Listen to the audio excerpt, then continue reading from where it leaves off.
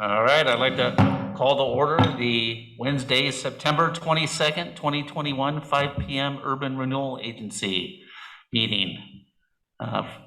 First thing we got to do is roll call. Board Chair Frieden? Here. Board Member Conley? Here. Board Member Blum? Here. Board Member Letts?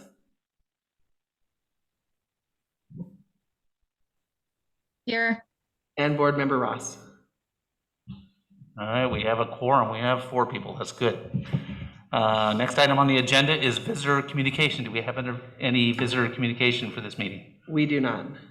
All right. The next item on the agenda is a consent agenda. I will need a motion, please. I move approval of. Councilor, On this meeting, we have a consent agenda? That's what it says. It's the minutes. It's the minutes. Oh, Yeah, okay. it's the minutes. I move approval of consent agenda. Can I have a second, please? Councilor Conley seconds. Thank you. We have a motion and a second. Roll call vote, Gary? Board Chair Frieden? Aye. Board Member Conley? Aye. Board Member Blum? Aye. Board Member Letts? Aye. All right. Now on to agency business. The first item on our URA agenda tonight is the preliminary bond discussion for URA projects. And who's up? Joe? Hi, I'm Joe. up. How does everybody hear me? Okay. Okay. Well, thank you, board chair and board members. Welcome to a rare urban renewal agency meeting. This discussion has been going on. I think we kind of initiated it in the budget process, and obviously you're participating with the urban renewal plan update with the knowledge that we set a $4.7 million indebtedness in the updated plan. And the reason for that is we have that same amount of money due with projects, and we don't have that kind of fund balance in our urban renewal agency. So what we need to do is go seek some debt in order to pay for some of those projects. And then that debt will be paid by the tax increment that comes in annually to the urban renewal agency. And last year, as it says in the AIS, was about $400,000. And that's in total, and that'll be probably going up, well, 10%, maybe a little bit aggressive, but 6 to 10% a year. And so last Thursday, I had some discussions with our bond counsel. Now the bond counsel, like I said in the AIS, kind of directs you to what you can do legally, performs a lot of the due diligence, and kind of navigates you through all the resolutions and all the legalities that need to take place in order for this to be a viable debt. So that was the first step. The second step is to connect with the lender to kind of figure out what lending do you need, where can you go to get it? Do you need to do a public offering, like a bond, like a municipal bond that you see in the stock market? Do you need to go to private lending? Like, can you just go to a bank and get money from them? And so they're very valuable in that respect as well. Because municipalities, especially urban renewal districts, are so limited. It's kind of lenders. There's only 3 or 4 of them that kind of specialize in the state of Oregon in order to do this kind of business.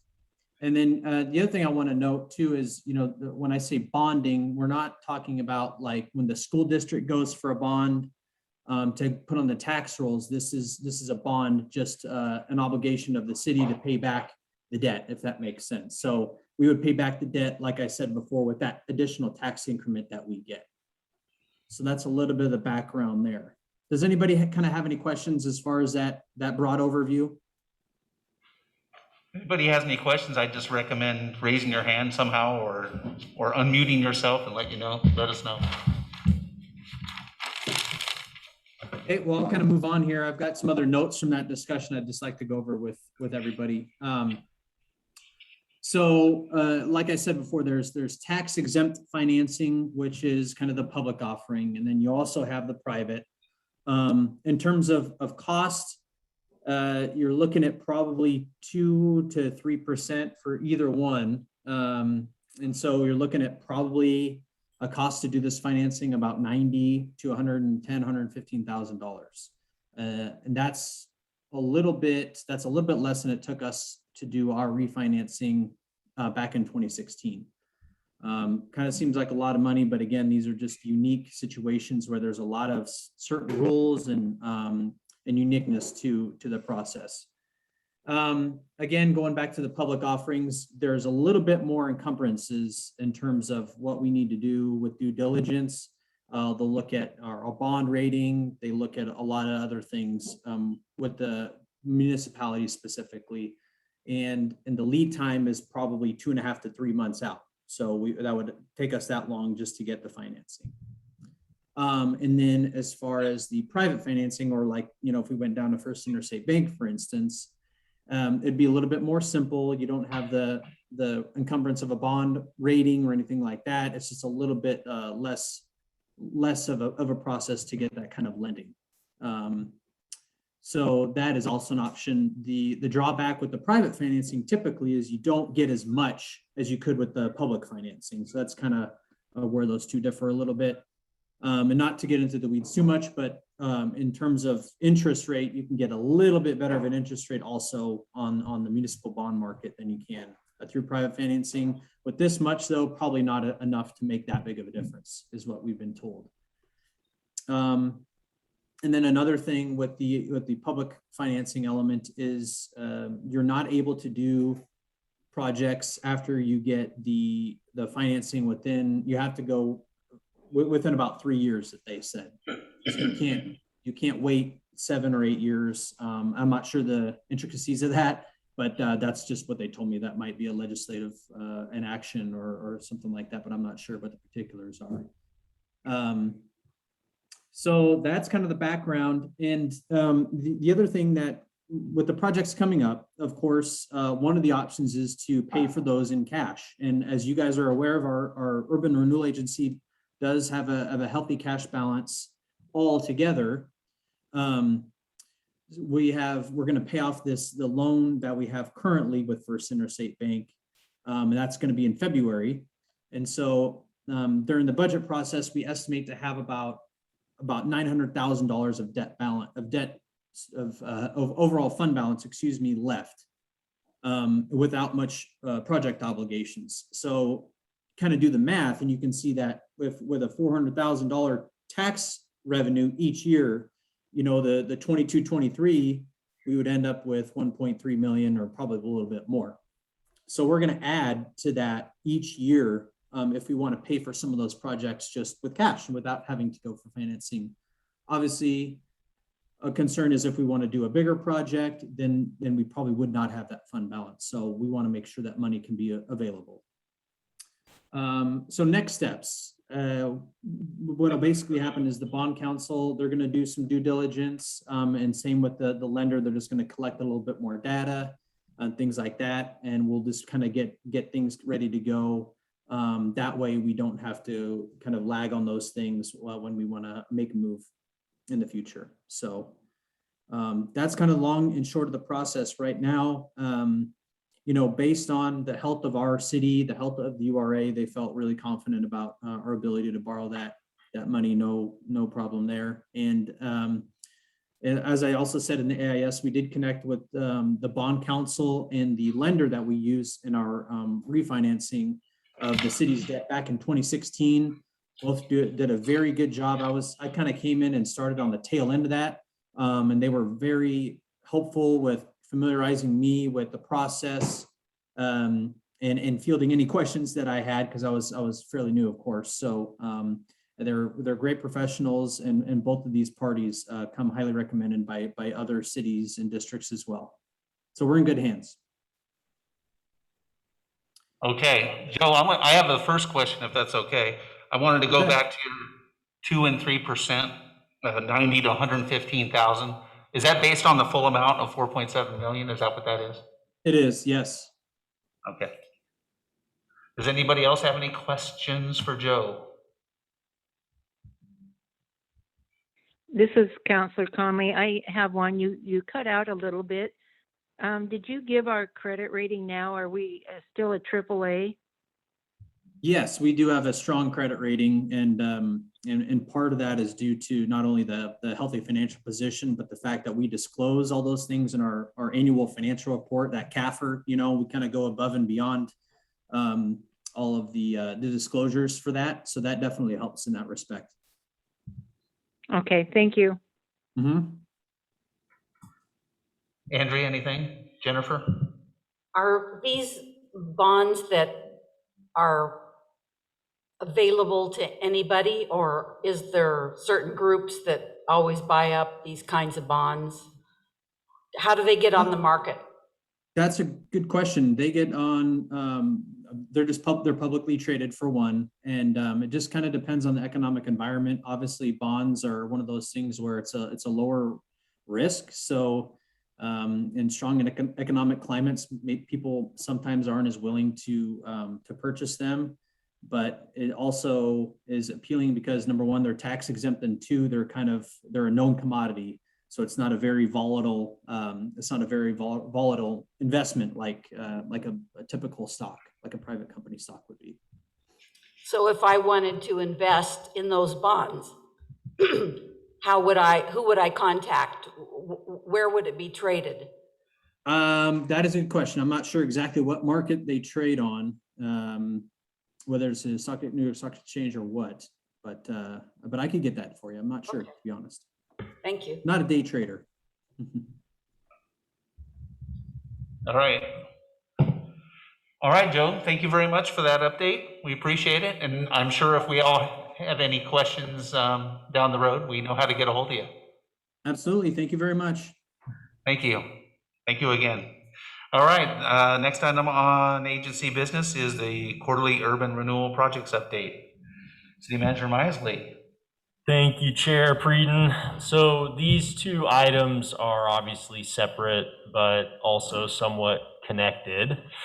And I think that this is just a good opportunity to provide a little bit of update about where we're at, as well as where we're going this fiscal year, but also potentially over the next few years as it relates to the information that Joe shared just a little bit ago about some options in terms of accessing funds. It's a little hard to believe that we're one day away from the year anniversary of when we updated the urban renewal plan. It feels like longer than a year ago, but it was September 23rd, 2020 that you all adopted changes to the plan, extended the termination date.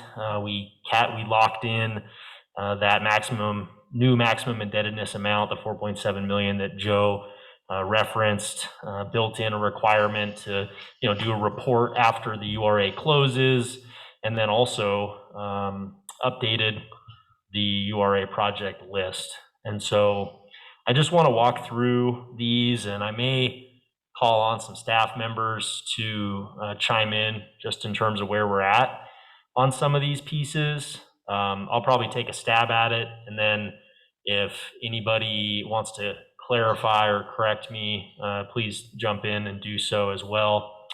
And I can't share my screen, but I'm just looking at the updated project list that's in the plan. It's table 1 that's in there. It's not in the packet, apologies, but I'll make sure to just share the project, the estimated project cost, the URA proportion, and then sort of where we're at. And I'm going to breeze through some of these just for sake of time. So the Locust US 20 roundabout project, our cost estimate at that time was about $5 million. It's gone up a little bit since then, but not significant. And we had set aside in the URA up to, again, these aren't hard and fast numbers, but they're essentially the limit, the up to amount, proportional share of URA of 1.1 million. So, you all know that we're working hard and exhausting essentially all options to get funding for that project. Nonetheless, even if we are successful in tracking down about the missing 2/3 that we need, that it wouldn't occur likely until 2023 best case scenario. So just that shouldn't be news to anybody there. The Adams Avenue streetscape project, Our estimate on that was about $3 million, with about 50% coming from urban renewal, so up to 1.5 million. Earlier this year, last fiscal year, but earlier this year, you all approved the contract to move that design to 100%. So that's great news. But again, with that design wrapping up, say in the next 6 to 9 months, we're still going to be at least a year, if not more like 2 or 3 away from construction.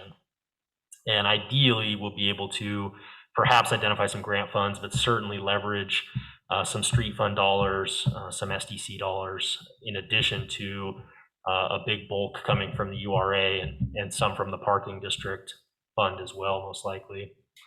The West Side Pump Station, this was sort of the final project in the transportation, streetscape, and utility infrastructure category. Cost estimate there was about $2 million, with 25% coming from URA. And I know that this is contingent to some extent on development triggering the need for this project. So Paul, I don't know if you can speak a little bit to your best estimate on when the West Side Pump Station will be under construction. I don't know the answer to that. I gave the tour to our water and wastewater master plan update consultants today. We visited the site, so it's on their radar. As part of our master plan update, they'll be zeroing in on not only the cost, but the timing of that project. So we're still a little ways out. Right now, we're just working on procuring the special use permit with the Forest Service for that. Thanks, Paul. So I started with these because they were at the top of the list. That's an easy reason, but it also worked out nicely because those 3 projects account for 3.1 of the $4.7 million that we've set aside in the project list. And as you just heard, none of them are occurring this year, probably not next year, hopefully the year after that, right? We're working on all of them. They are imminent, but they're not happening very soon, to the extent that we need to free up $2 or $3 million to put this funds towards that. So I think that's really just worth understanding. Let me run through a few more of these, and then we'll kind of just open it up for general questions and dialogue. So there's $350,000 set aside for property acquisition for future downtown amenity, as well as the development of amenities on that property. And this was essentially left pretty open-ended. And so we have flexibility to utilize those funds on strategic properties in the downtown area within the Urban Renewal Agency. And, we obviously have been talking about the East Portal property. We don't yet have firm numbers on what sort of contribution from the city will get that property acquired. But these are potentially some funds that we could leverage towards that. The final 2 really come under development assistance, one of which is workforce housing. And we just estimated about a $4 million project, of which 10% could come from urban renewal. So that's $400,000 that we could leverage towards purchasing property or working with a development partner and getting a workforce housing project underway. The final category was sort of open-ended as well: loans, technical assistance, grants, incentives, and this was about $575,000, all of which 100% was from the Urban Renewal Agency. One of the projects we talked about utilizing funds for through that line item is the hardening of downtown buildings in light of wildfire resiliency. And that is something that is sort of on the back burner of our community development work plan. I know in the minutes from last meeting in June, we'd mentioned that we wanted to complete the comprehensive plan first. We're obviously basically at that point, but it's not something we're going to dive right into, just given the other workload we have in the department. So it's on our radar. We know we want to leverage some funds towards that, but not exactly sure when we're going to be able to dedicate the time and work with partners to actually get that program up and running. And then the final category is just staff, materials, and services. So just general operating costs. And one of the reasons why we added that in is that we don't have dedicated Urban Renewal Agency staff. City staff is the urban renewal agency staff, so we do, to the best of our ability, cover city staff time that's spent on the urban renewal agency with urban renewal agency dollars, opposed to general fund or water, sewer, streets, etc. So as Joe said, we have cash on hand, and we are bringing in a pretty hefty property tax increment each year. I think generally when you see urban renewal agencies take on debt, it's at the beginning of when it's created, and they don't really have a tax increment. So instead of waiting 15 or 20 years to get that big increment, they spend the money up front. They know they'll get the money later. We're sort of in the latter half or even last kind of quarter of that timeline. So we have the luxury a little bit of getting those funds each year and being able to leverage those possibly without taking on debt. So we really just wanted to kind of provide a snapshot of where we're at on some of these projects, that we have this option, but at this stage, we don't feel like we need to initiate it. Now, if things change in 6 months or 9 months, again, we have that ability. So I think that essentially concludes what staff has to share tonight, but we're happy to answer any questions. Sure, I'll start. Real quick, can you remind us when this is sunsetting? 2030. 2030, okay.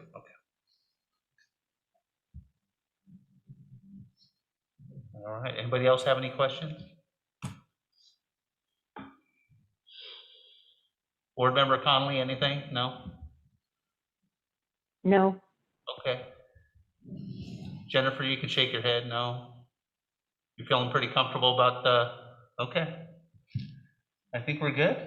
Yeah, I think as long as we're in the position where if something comes along, like an opportunity for affordable housing or something like that, that we're ready to react to that and can move forward at that faster at that time or divert to it.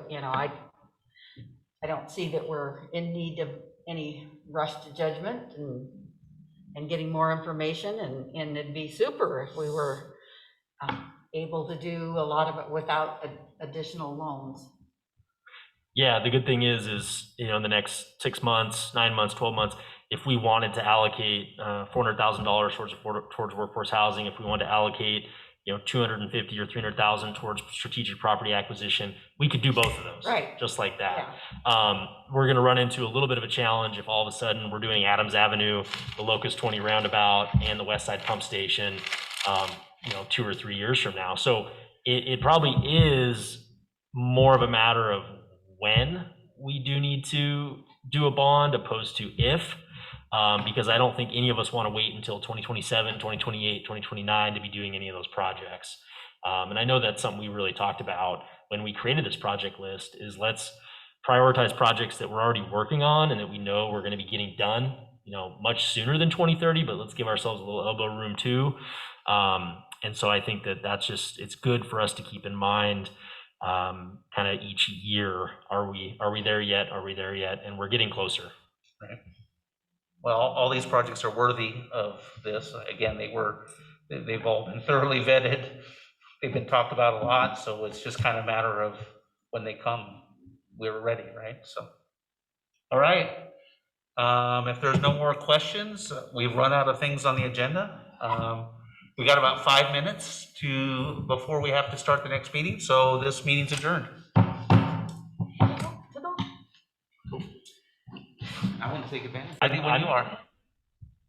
All right, thank you. All right, I'd like to call to order our Wednesday, September 22nd workshop. First item on the agenda is roll call. Mayor Preden, I am here. Council President Conley, present. Councilor Blum, Here. Councilor Ross, Councilor Letts. Here. All right, welcome everybody. It's going to be a great workshop. One of my favorite people is here. First item on the agenda is Damon Runberg for a regional economy update. I love getting these, Damon. Yeah, well, thanks for having me back. What a fun time to give an update. Well, I guess this is no fun with this Delta wave, but the update for Sisters is a pretty optimistic one, one that I didn't think I would have been talking about last time I chatted, which I think was, I don't know, was it like the middle, like early in COVID, maybe last summer? I gave an update somewhere in there when things were It looking was pretty like dire. November, yeah. November, okay. Mhm. 2019. Yeah, so things are, you'll see here in a second, things are looking great. I apologize for not being there in person. This was actually going to be my maiden voyage of a in-person presentation for the first time since COVID. And then my supervisor gave me we highly recommend our staff don't do public presentations in person. And I was like, are you telling me not to? He said, I can't tell you not to. We highly recommend. So I was like, okay. I think I understand what you're saying. So I'm not there this time, but I'm sure next time we'll be back to seeing y'all in person. So I am going to share my screen and get rolling because I have a lot to cover. As usual, feel free to jump in and interject with questions that you may have at any point. I don't get offended when you interrupt me. In fact, I kind of like getting thrown off the groove. It's a little more fun that way. So I'll give you a quick update. Let's look first at employment numbers, what they look like here in Deschutes County versus what we see statewide. So, I don't need to spend too much time covering the terrible dip that we saw last spring in spring of 2020 with the big COVID layoffs that we saw. But as a reminder, over 18.5% of total non-farm jobs in Deschutes County were shed in a 1 month period of time, which is still kind of mind-boggling to think 1 in 5 jobs were just disappeared overnight like that. Now, they didn't stay that low for long. You can see that was a pretty aggressive early recovery that we saw there, but still notable. And obviously, remember, once again, preaching the choir here, you all know, those impacts were mostly felt in our leisure sector, leisure and hospitality. Hotels, restaurants, other tourism facilities were really hard hit. Other services, so personal care services like masseuse therapy and hair salons and all those things, all those in-person services were really hard hit, as well as healthcare, which was pretty interesting early on. Everyone thought a pandemic, healthcare must be crushing it. And in fact, most of our health services that we interact with are not related to COVID response. Things like your dentist office and other sort of non-emergent medical services were pretty hard hit early on. So that's where the impacts were really isolated to. And once again, we were hit harder than the state as a whole because of the industry concentrations that we have in those hard hit industries. We were just unlucky, if you will, in the fact that we have a tourism component to our economy, and that was harder hit. I often try to remind people this isn't sort of a negative reflection of restaurants or the tourism industry. They're sort of innocent bystanders in a global pandemic. So, whatever we want to talk about industry diversification or whatever, it's this is definitely not one of those times to say, well, we should leverage our way away from the leisure sector because look how volatile they are. This is definitely an anomaly for sure. You fast forward and you can see here, we get to about March where this red dotted line is here. And this red dotted line is really critical for this graph because that is the point where we have our most recent payroll records through. So our employment numbers, our monthly employment numbers are benchmarked through that red dotted line. And you could see by the time we got to March of 2021, so this last spring, Deschutes County's employment had taken off in the late winter, early spring. And we were sitting at a point where we were just 2.6% below the pre-COVID peak, 2.5% below the pre-COVID peak for employment. So we were really close to being recovered as of March. Now, the Bureau of Labor Statistics does the estimates for Deschutes County. And from that point forward, they have been estimating that our employment has been either declining or flat. In fact, it's actually been on a seasonally adjusted basis, a decline every single month since this benchmark period. I don't buy it. I'm calling BS on it, and I don't like to throw our federal partners under the bus, but it's really hard to understand where the payroll records have shown us where employment was going, and to instantly see like a reversal of that trend. If there was some reason with the pandemic surge that we saw in the spring or early summer or something like that, I could almost buy it. But this was a time, early spring and summer, where we were rip roaring.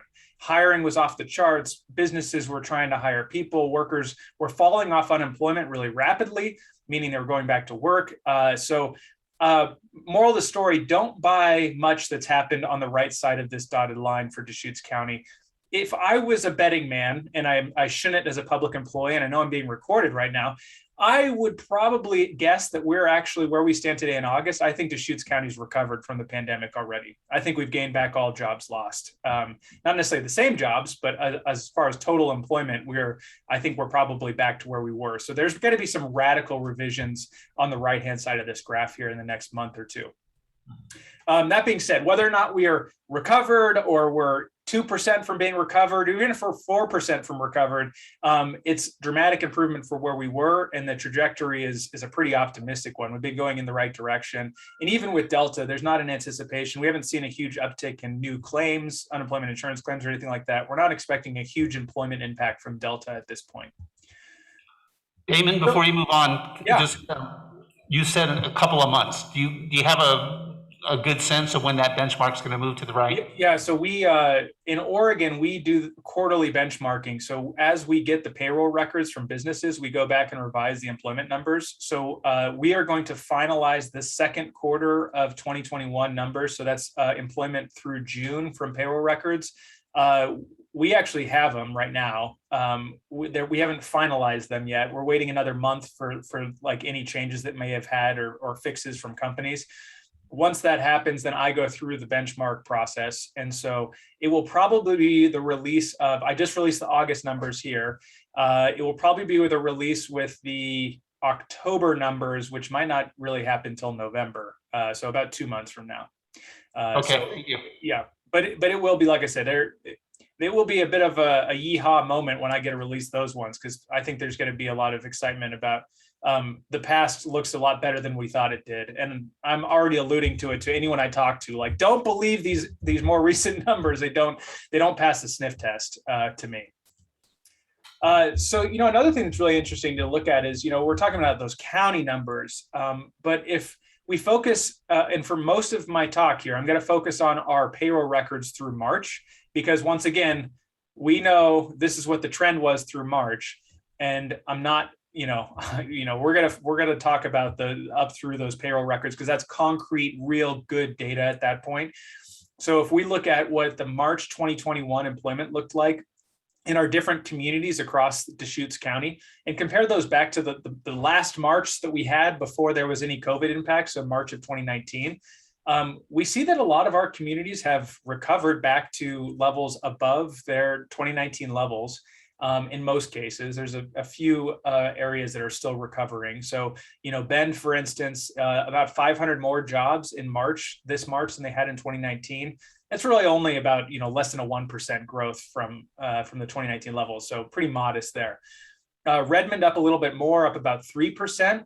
But the elephant in the room percentage-wise is Sisters. Nearly a 7% increase in employment from March 2019 to March 2021. Now, I will say in Sisters' case, it's a little bit deceptive because they started showing there was like a little dip in March of 2019, like a one-off dip. That sort of makes this boost look a little better than it really is. But needless to say, even if you account for that temporary dip that hadn't happened in March 2019, Sisters is still sitting, better situated than any of our incorporated cities in Deschutes County relative to what they were, the spring before COVID. You go down the list, in side note, is really impressive when you consider that Sisters is one of those communities that you would expect to have been hit the hardest and would be the slowest to recover. In a pandemic, in a shock that particularly hard hit communities that relied more on leisure and hospitality, right? And Sisters is definitely a community that has a higher concentration of tourism jobs than your average community, even in Deschutes County. And we'll show in a second here why they've sort of bucked the trend a little bit. But you do see that, South Deschutes County and rural communities do continue to recover, especially sort of the Sun River area and other areas that sort of rely more heavily on the tourism visitation numbers. So like I said, this is actual employment data for Sisters, businesses with the Sisters mailing address, to clarify. So that's a little bit outside the city limits in some instances. But this is employment levels of the first quarter of 2020. So of what we saw sort of in the run up to COVID, right before COVID, compared to what we saw in the first quarter of 2021.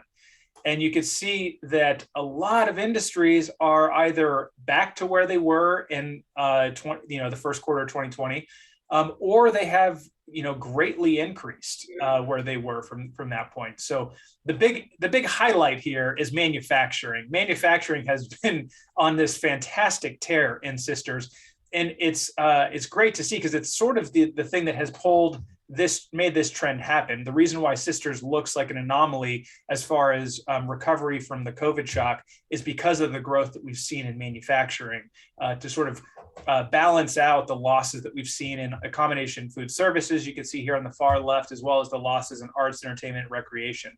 Those two industries still remain down significantly from where they were pre-COVID.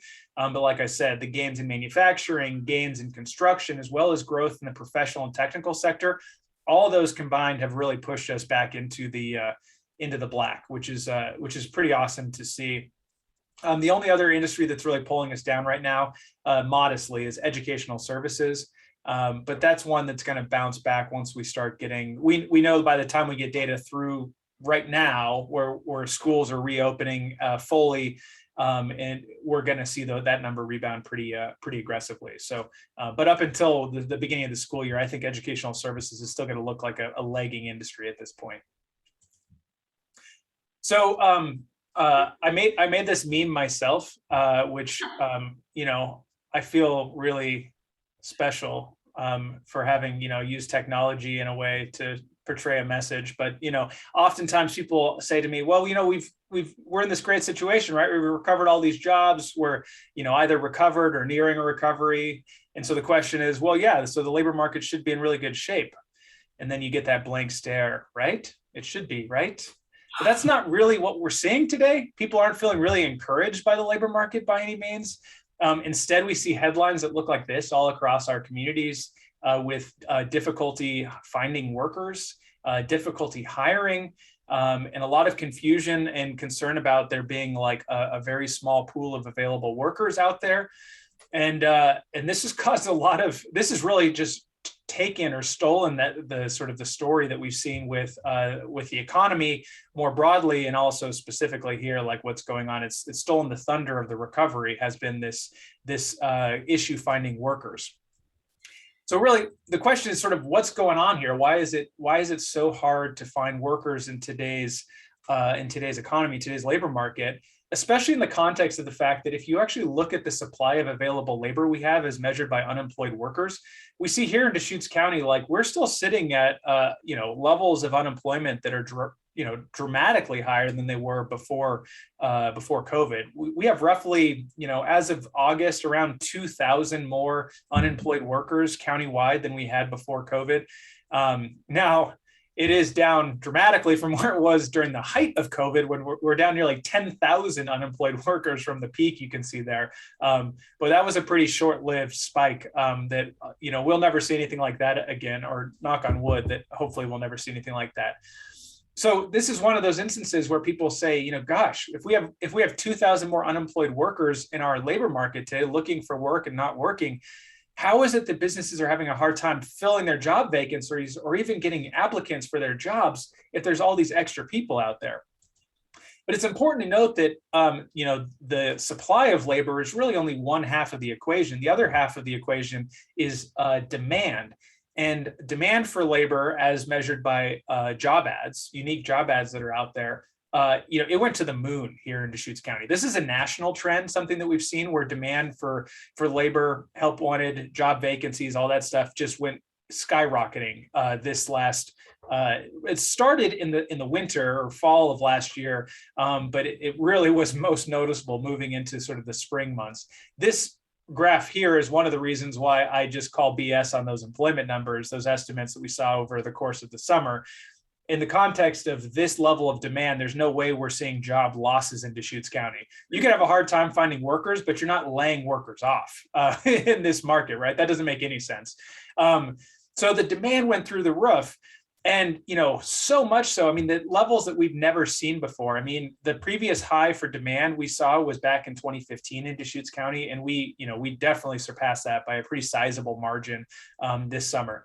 The good news, and this sounds like a weird thing to say, but the good news is I think we've seen the peak of job ads. You can see it sort of turned the corner there in August, which is the furthest right point of this graphic here. Still really elevated levels and very elevated for what they should be at the end of summer. We should start to see a much more defined downward slope as we move out of the summer season.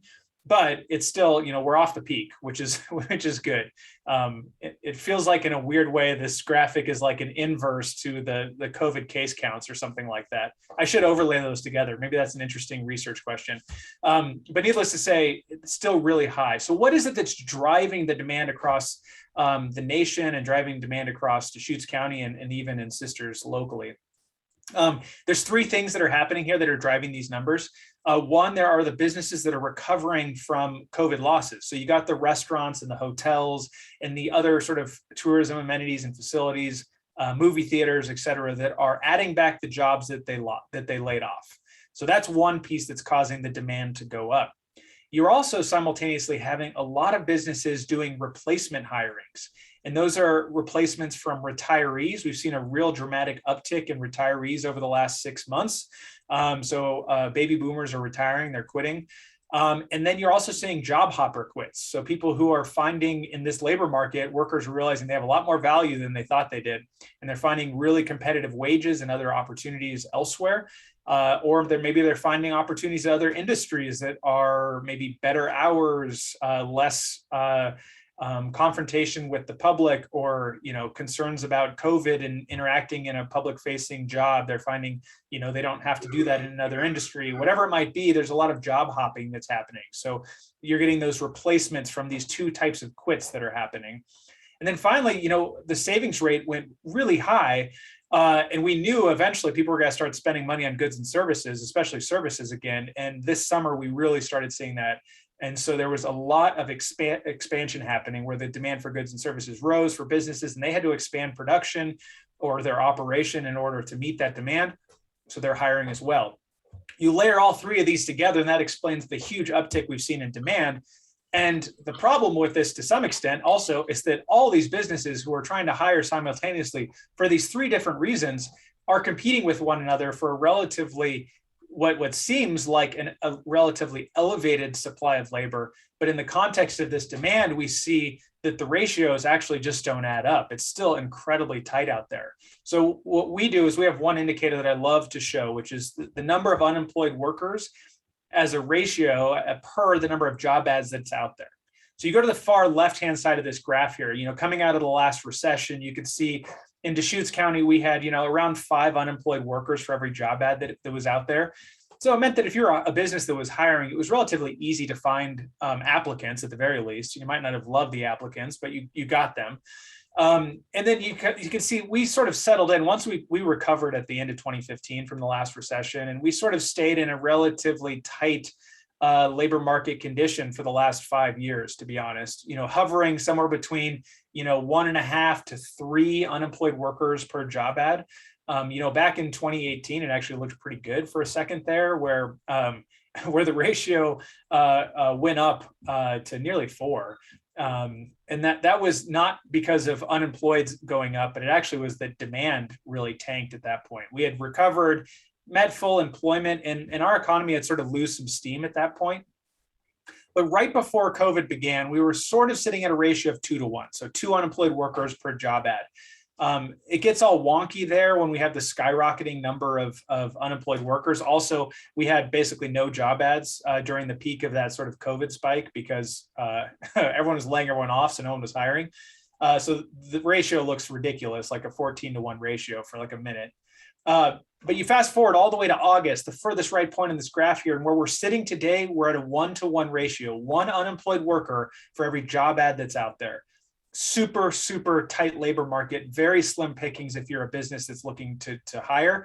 And to be honest, I can't say from a historical perspective if this is the lowest it's ever been. For the data that we have available, this is the tightest the labor market has ever been in Deschutes County. So pretty dramatic situation for businesses that are out there hiring, and totally affirms the experiences that they are having. The data does, at least, and all those news media headlines we've seen. And restaurants and hotels have been particularly hard hit here with finding workers. And you might ask yourself, well, why are they the ones getting hard hit? One, they're one of the businesses, the types of businesses who are trying to add back the most jobs right now, so they have a lot more demand. But also, despite the fact that these businesses are responding to this tight labor market and offering increasingly higher wages, those wages are still out of step with what we're seeing in other industries. And so there's a lot of picking off of these leisure and hospitality workers into other industries who are finding higher wages. This is pretty cool data here. This is the salary distribution for the current job ads in Deschutes County by industry. Well, the blue line is a combination of food services, and the orange is all other industries combined. And you can see that there's an $11,000 annual gap, or a 30% gap, between the median salary distribution for the combination food service workers and those in sort of all other occupation, or all other industries. So it's just tough for restaurants to compete with this when there's so much hiring happening elsewhere. So that looks pretty grim as far as the prospect of finding workers. And if we're going to continue the sort of the meme thread here, so you think everything will go back to normal soon, eh? I've heard a lot of people just keep saying, well, this is all just a transitionary period, and once COVID's gone, it just go back to normal, right? Let's look and see if things will go back to normal. The big one that everyone thinks has got to drive us back to normalcy is, well, these unemployment insurance benefits from the federal government are suppressing the labor supply. And as soon as those benefits expire, we're just going to have a huge inflow of workers who are going to be applying for these jobs that are out there. So that's going to help. Jed Kolko, who's the chief economist for Indeed, has been like the lead on a lot of this research, because we had a natural experiment where 26 states across the US cut off these federal benefits at the beginning of summer prematurely. So we had basically the cutoff states and the non-cutoff states. And in his research, what they found was that hiring rates between the two types of states was identical through that period of time. So it did not increase the level of hiring by cutting off unemployment insurance benefits. Interestingly, we did see a modest increase, or a better improvement in the unemployment rate for those cutoff states. So you might ask yourself, well, how the heck did the non-cutoff states match employment or hiring trends if they didn't see a drop in unemployment to the same degree? And the answer is those non-cutoff states saw the same level of hiring because they were pulling more people out of that were coming from out of the labor force, which was really interesting. Most of that is youth. Young workers who are re-entering the labor market for these awesome jobs that are out there, paying pretty awesome wages. So the answer, at least on this side of the UI benefits, now that they've expired, by the way, they ended September 5th. So we're now 2-3 weeks removed from those benefits. The answer of whether or not that's going to help our labor supply is a little bit murky. I think the answer is it's got to help a little bit, but it's definitely not going to solve the problem. That's for sure. This expanded UI, though, did seem to create, like I said, pulling people from out of the labor market into it, an opportunity for young people. We saw nationally the unemployment rate for youth 16 and 19-year-olds went to the lowest it's ever been on record. And we've seen labor force participation rate, which has been declining for young people for decades, actually turned a corner and started to go up again for the first time. And the answer to why that's happening is because when you're having a McDonald's job that's offering $17 an hour to flip burgers, and a $2,000 hiring bonus or whatever you might see, and tuition reimbursement and all these other perks, that's pretty attractive to a high school kid out there today. So that's been actually a really positive trend and a boost to the labor supply. Whether or not that's a long-term trend that will continue in the future is unknown, but in the short term, it's been a good one. I'm not going to spend much time because I want to leave some time for questions on, so I won't spend time on housing here, but housing is definitely going to and does create a downward pressure on our labor supply. We've seen a pretty dramatic uptick in housing prices across the region, not unprecedented. In fact, this is sort of quite a bit less than we saw in the mid-2000s housing bubble. We saw more dramatic price increases. We actually saw more dramatic price increases in the early 90s, and the same level of price increases in 2013, 2014. So by no means is what we've seen unprecedented in Central Oregon, but we have seen that it's becoming increasingly difficult for workers to sort of, we've relied for many years on inflow in migration of workers from outside the area to move here and become part of the labor supply. And as home prices continue to go upward, it really prices out quite a few of these workers, especially the low-income workers, to be able to make that work. So that's going to be a downward pressure moving forward, as Bend is no longer, and Central Oregon is no longer sort of a cost-effective housing market. We're now pretty close to, we're identical to Portland as far as cost, and only marginally lower than Seattle at this point. And then, another thing that might be boosting the supply. So we got these things that are pushing us in different directions, right? Some things are maybe optimistic, might move us forward with increasing the supply. Some are, a drag on labor supply. Wage gains has been one of the things that has helped and will continue to help boost labor supply. This is the over the year change in hourly rate in Deschutes County. And I circled there that period of just dramatic wage increases that we saw this last winter into spring and early summer. Since then, we've seen those wages have flattened out here, but they flattened out at really high rates. So just because the trend line goes down to zero, that's not decreases, that's just no longer increasing at that dramatic rate. But over a nominal increase of about 20% year over year for a period there in the average hourly rate, which is just nutty. So that definitely is going to boost labor supply, at least in the short run. And then another thing going, so we got these pushes and pulls. Another thing that's going to create some downward pressure, and this is a long run trend, is the demographic shift that we're seeing in Deschutes County. The demographic shift we're seeing all across the nation, to be honest, with the baby boomers who have just recently started to surge retirement. We knew it was going to be coming. COVID may have prevented or sort of some folks may have put off retirement because of the pandemic, but now that we're coming out of it, I don't know what we call this, this new normal with COVID, but people are feeling more secure about their future. They're retiring more aggressively, and that trend is only going to continue going forward. In fact, the projections from PSU are that in the next 10 years or so, we're going to have over 20,000 more folks 65 and older in Deschutes County, but only about 16,500 more folks who are 35 and younger. Basically, there's a basic math problem here. We are going to have more people dropping out of the labor force for retirement than will be entering the labor force. And so we need to see some dramatic increase in something. We need to do in-migration much more than we are, but that bumps up against our housing constraints that we have, or something, because this is just a basic math problem that is going to mean that we're going to be in a tight labor market. Even if demand drops, the labor supply is going to be really tight because of the retiring baby boomers for the next 10 years at least. So to finish it off here, if you could just give me an answer. So is things going to get better? I don't have a good answer. We have these trends pulling us in different directions. It definitely feels like, to me, for the foreseeable future, we are going to be in a situation where, some of these demographic shifts are baked in. There's nothing we can do about it.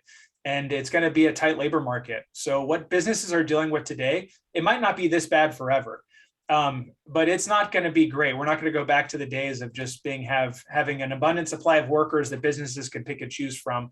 They're going to have to get accustomed to what this looks like as a reality for the foreseeable future. So I just hammered through that as fast as I could and left 1 whole minute for you guys to ask questions. But I will let you ask questions. It's your meeting, so you can go longer if you'd like from here. Well, I think we have time for a little longer than 30 minutes. Okay, good. Our next meeting is not till 6:30, so. Oh, there you go. We do have a couple other items on the agenda, but we can certainly add to this. Does anybody have any questions in particular for Damon? Andrea, do you have anything? Nope. No? It was a great presentation, and it was really interesting. I think that when you showed that early stuff about how diverse the Sisters economy has been recently, with manufacturing being up and some of our traded sector businesses seems like they were a little higher. I think that, you know, some of the goals that we made in economic development have kind of, you know, come around a little bit to be fruitful. So Yeah, you know, kinda- there's all the stereotypes, you know, about economic development, focusing on traded sector and being like, you know, we want to focus on these types of jobs and diversify the economy. And, you know, there's some data that's obviously that's a good thing. But the trend that we've seen in Sisters is like a 100% like, yeah, that was good timing because, you know, obviously Laird is a big part of that. A lot of growth that we've seen there and some other manufacturers. But it's just, yeah, great timing where, you know, that momentum had started long before COVID, and really fortuitous that momentum had begun, and that rolling ball doesn't seem to be growing any moss at this point. So I'm pretty optimistic that Sisters are going to continue to see growth in both manufacturing. And honestly, in Sisters, the manufacturing is really closely tied to the professional technical growth we've seen too. So it's, you know, you're getting this it's almost an extension of some of the things that Ben sort of pioneered as well, you know, getting some of these quality of life businesses that are, you know, really high skilled businesses looking for, you know, workers who can sort of looking for a quality of life balance, work-life balance, and Sisters and Bend and Redmond, other communities in Central Oregon really provide that well. So really latching on to that, and not necessarily relying just on tourism for the quality of life stuff, but saying like, hey, all these other industries could sort of benefit from this quality of life thing as well. And it's been pretty cool to see that transformation. Definitely. And I think that just for what I see from the housing market, our median home price is in the mid 600,000 now. And that's definitely going to put some downward pressure on the whole system, right? Yeah, and the housing thing, like I said, I didn't spend much time on it there, but it's pretty concerning where we've moved as a community. And like I said, it's not unprecedented, but unlike the last major housing price increase we saw, this isn't a bubble. So, you know, there's not going to be some popping of the bubble that's going to have a price correction or anything like that. I think more than anything, we're probably going to see, you know, just price increases stabilize to more normal 2, 3, 4, 5, 6%, something like that. We're not going to see the 14, 15, 16% growth year over year in home prices. But, you know, we took a major stair step up in the cost of housing in Central Oregon. And the wages, for the most part, match that for the new jobs being offered. So that sounds good. But it basically, like, the cost of housing just ate those wage increases. So in reality, there wasn't a lot of what we call real wage growth, where people have more, you know, more spending options in their pockets, more disposable income. You know, a lot of the inflationary stuff that's happened has really eaten into that disposable income boost that we would have seen with the tight labor market like we've had. So definitely something to keep an eye on. And the good news is, if we're looking at permitting activity across the region, housing permitting has gone up pretty aggressively. We had our best, 2020 was the best permitting year we've had in Deschutes County as far as new housing starts, including multifamily, since back in 2007 was the next time we had anything.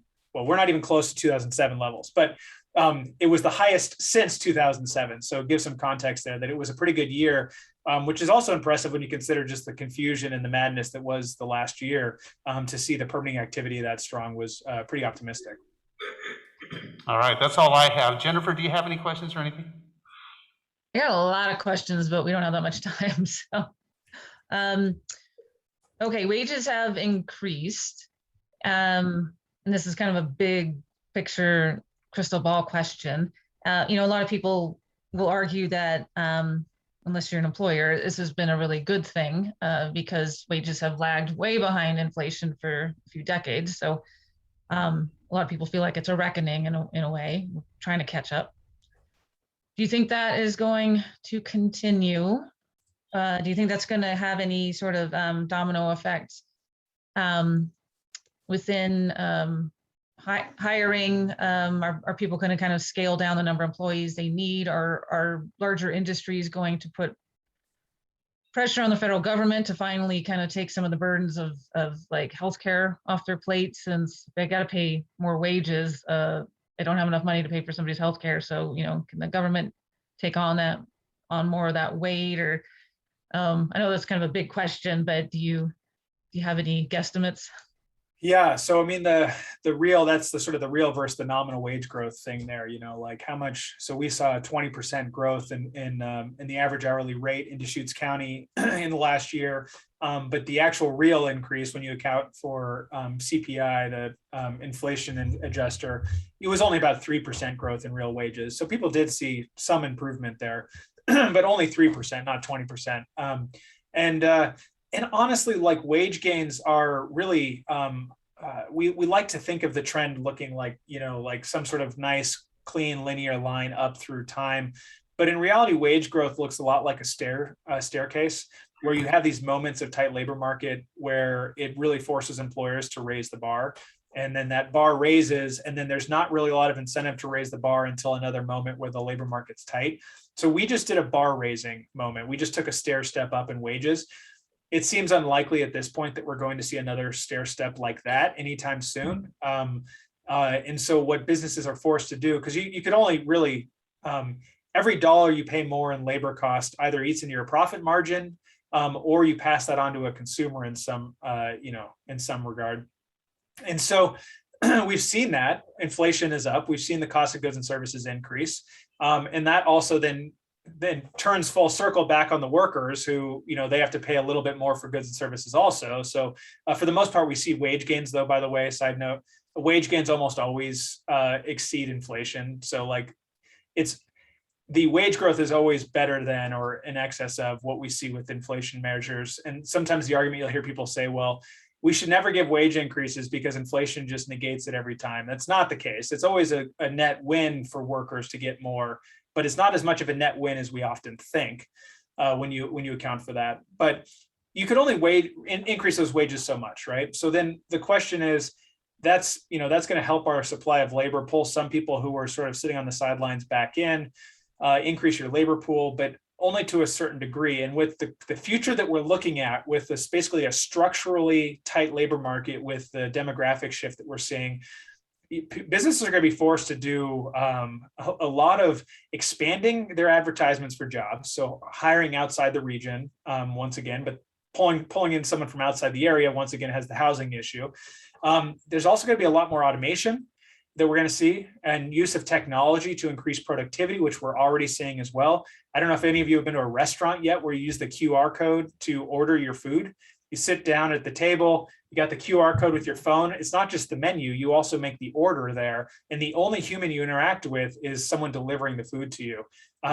Dramatically changes the experience of a restaurant, and having, that waiter or waitress who can give you that insider knowledge. But it means that they have, a 20% reduction in labor that they need, which helps them on the cost side. But more than anything, they just can't find those workers to begin with. So, we're seeing those changes happen.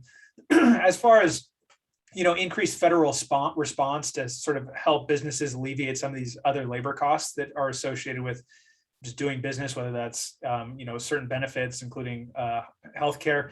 I think at this point, there's not a lot of political capital to probably do much more spending, especially for like a program of that size.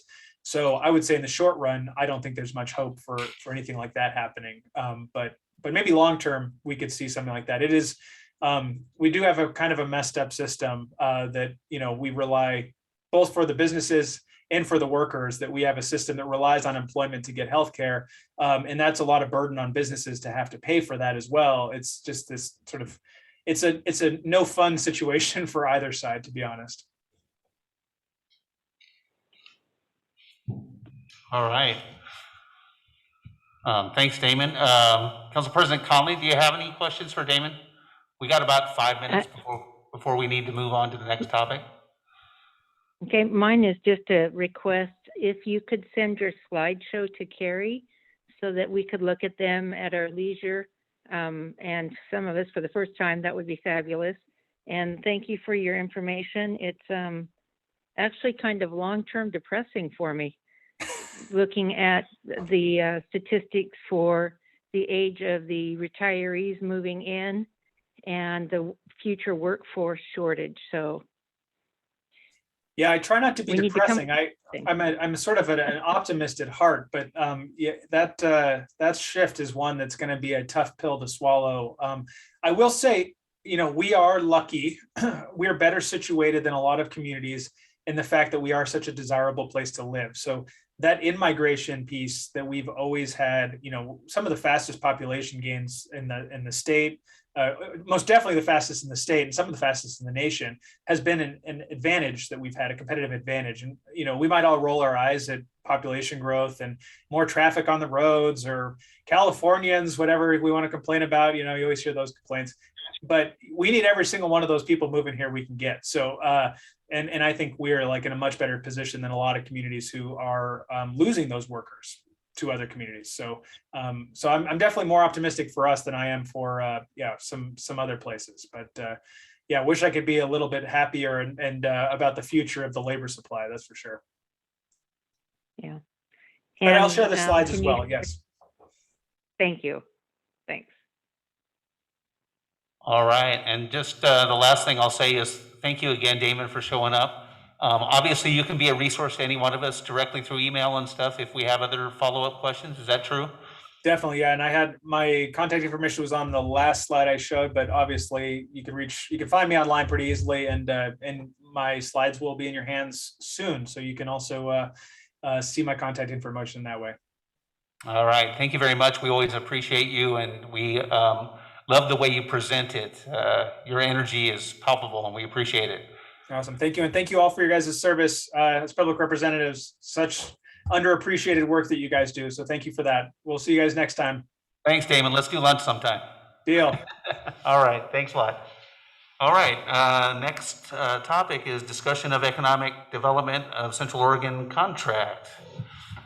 Corey. Yeah, I can provide a little bit of backstory as to why this is on the agenda. So a couple things, working backwards. As you all know, this past Friday was the last day for Cappy as the SCED program manager. I know she had been in that role essentially since it was created for the last 7 or so years. And over the last almost 2.5 years, we've been operating under a new contract with EDCO that we put in place back in 2019. That was a 3-year contract that would run until June of 2022. So even without Cappy taking a new position, of which she took it with Business Oregon, so she's staying in the region and sort of staying in the same sector, just piggybacking off of some of the job jumping that Damon was referring to in the earlier presentation.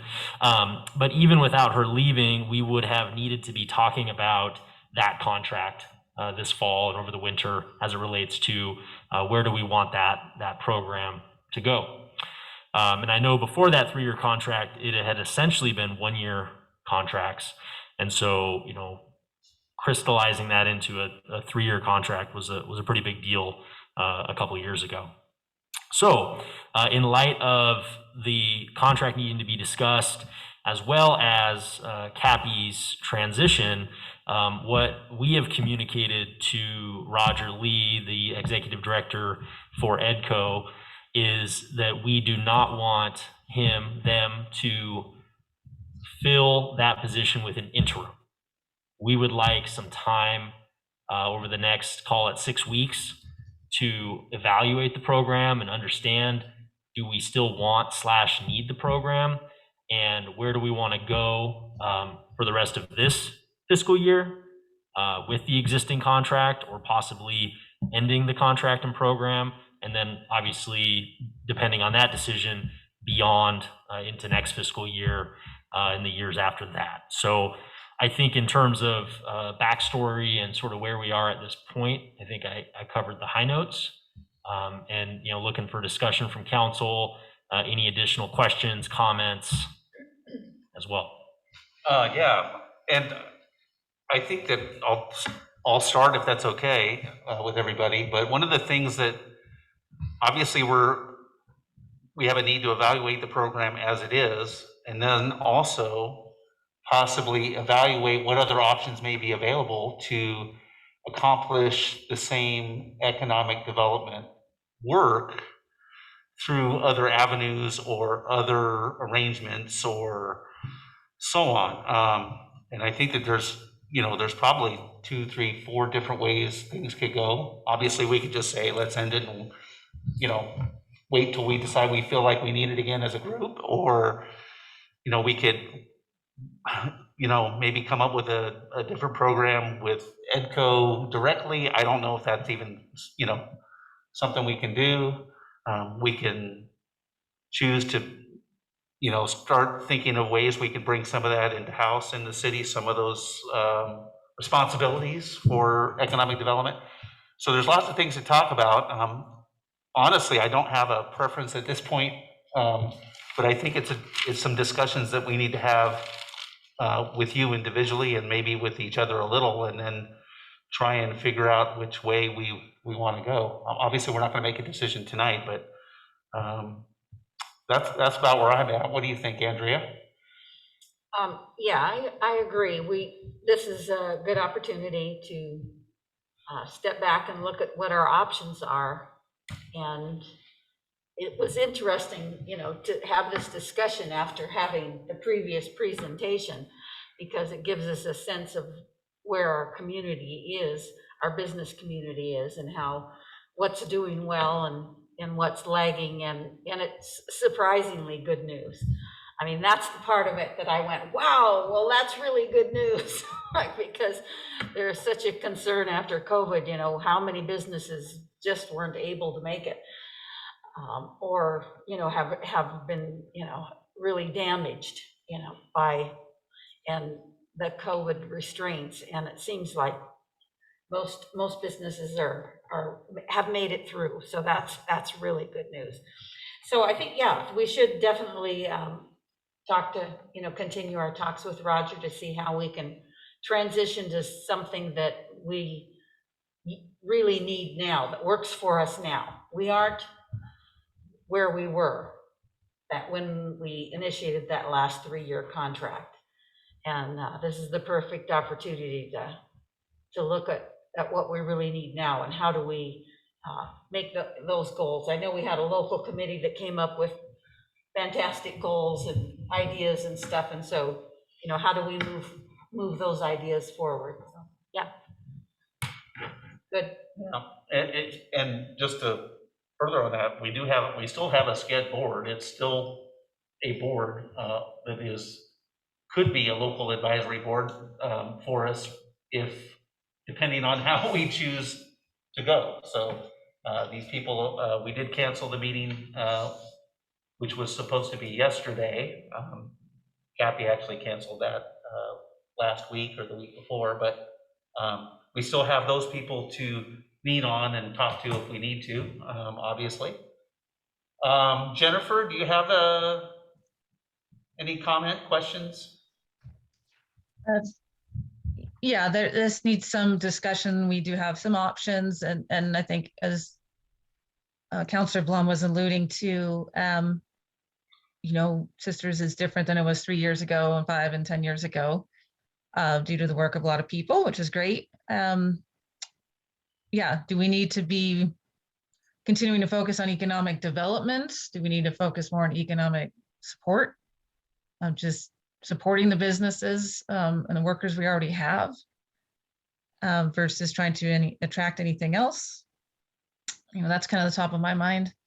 And then I just wanted to ask, Mayor Preeden or Corey, on the SCED board, has there been any feedback from other board members on, because that's the one thing I think I'm personally missing, is just the temperature of the economic community and Sisters, the players in that community, and if they feel they need somebody or like a direct line to EDCO, or if that's kind of down their list of what they need right now.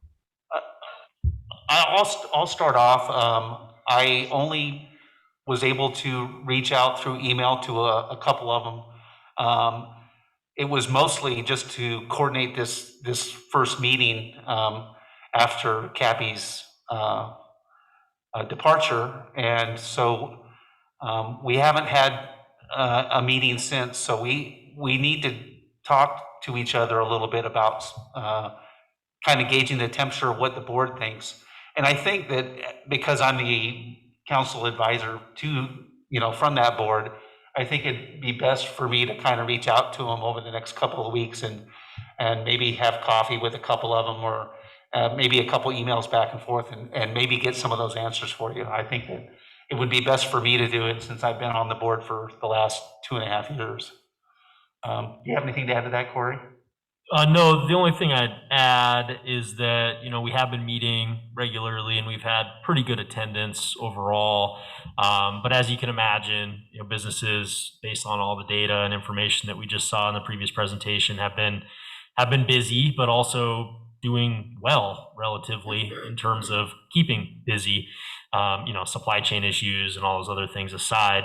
But I think that the SCED board meeting, we have one penciled in for Tuesday, October 19th. I think our goal will be to work over the next few weeks ahead of that meeting to present and have a bit of a discussion with them at that meeting. And then we can also have this as a follow-up item on the workshop October 27th at council, and kind of focus on those two meetings, getting input, but also having some discussion about where do we want to go from there.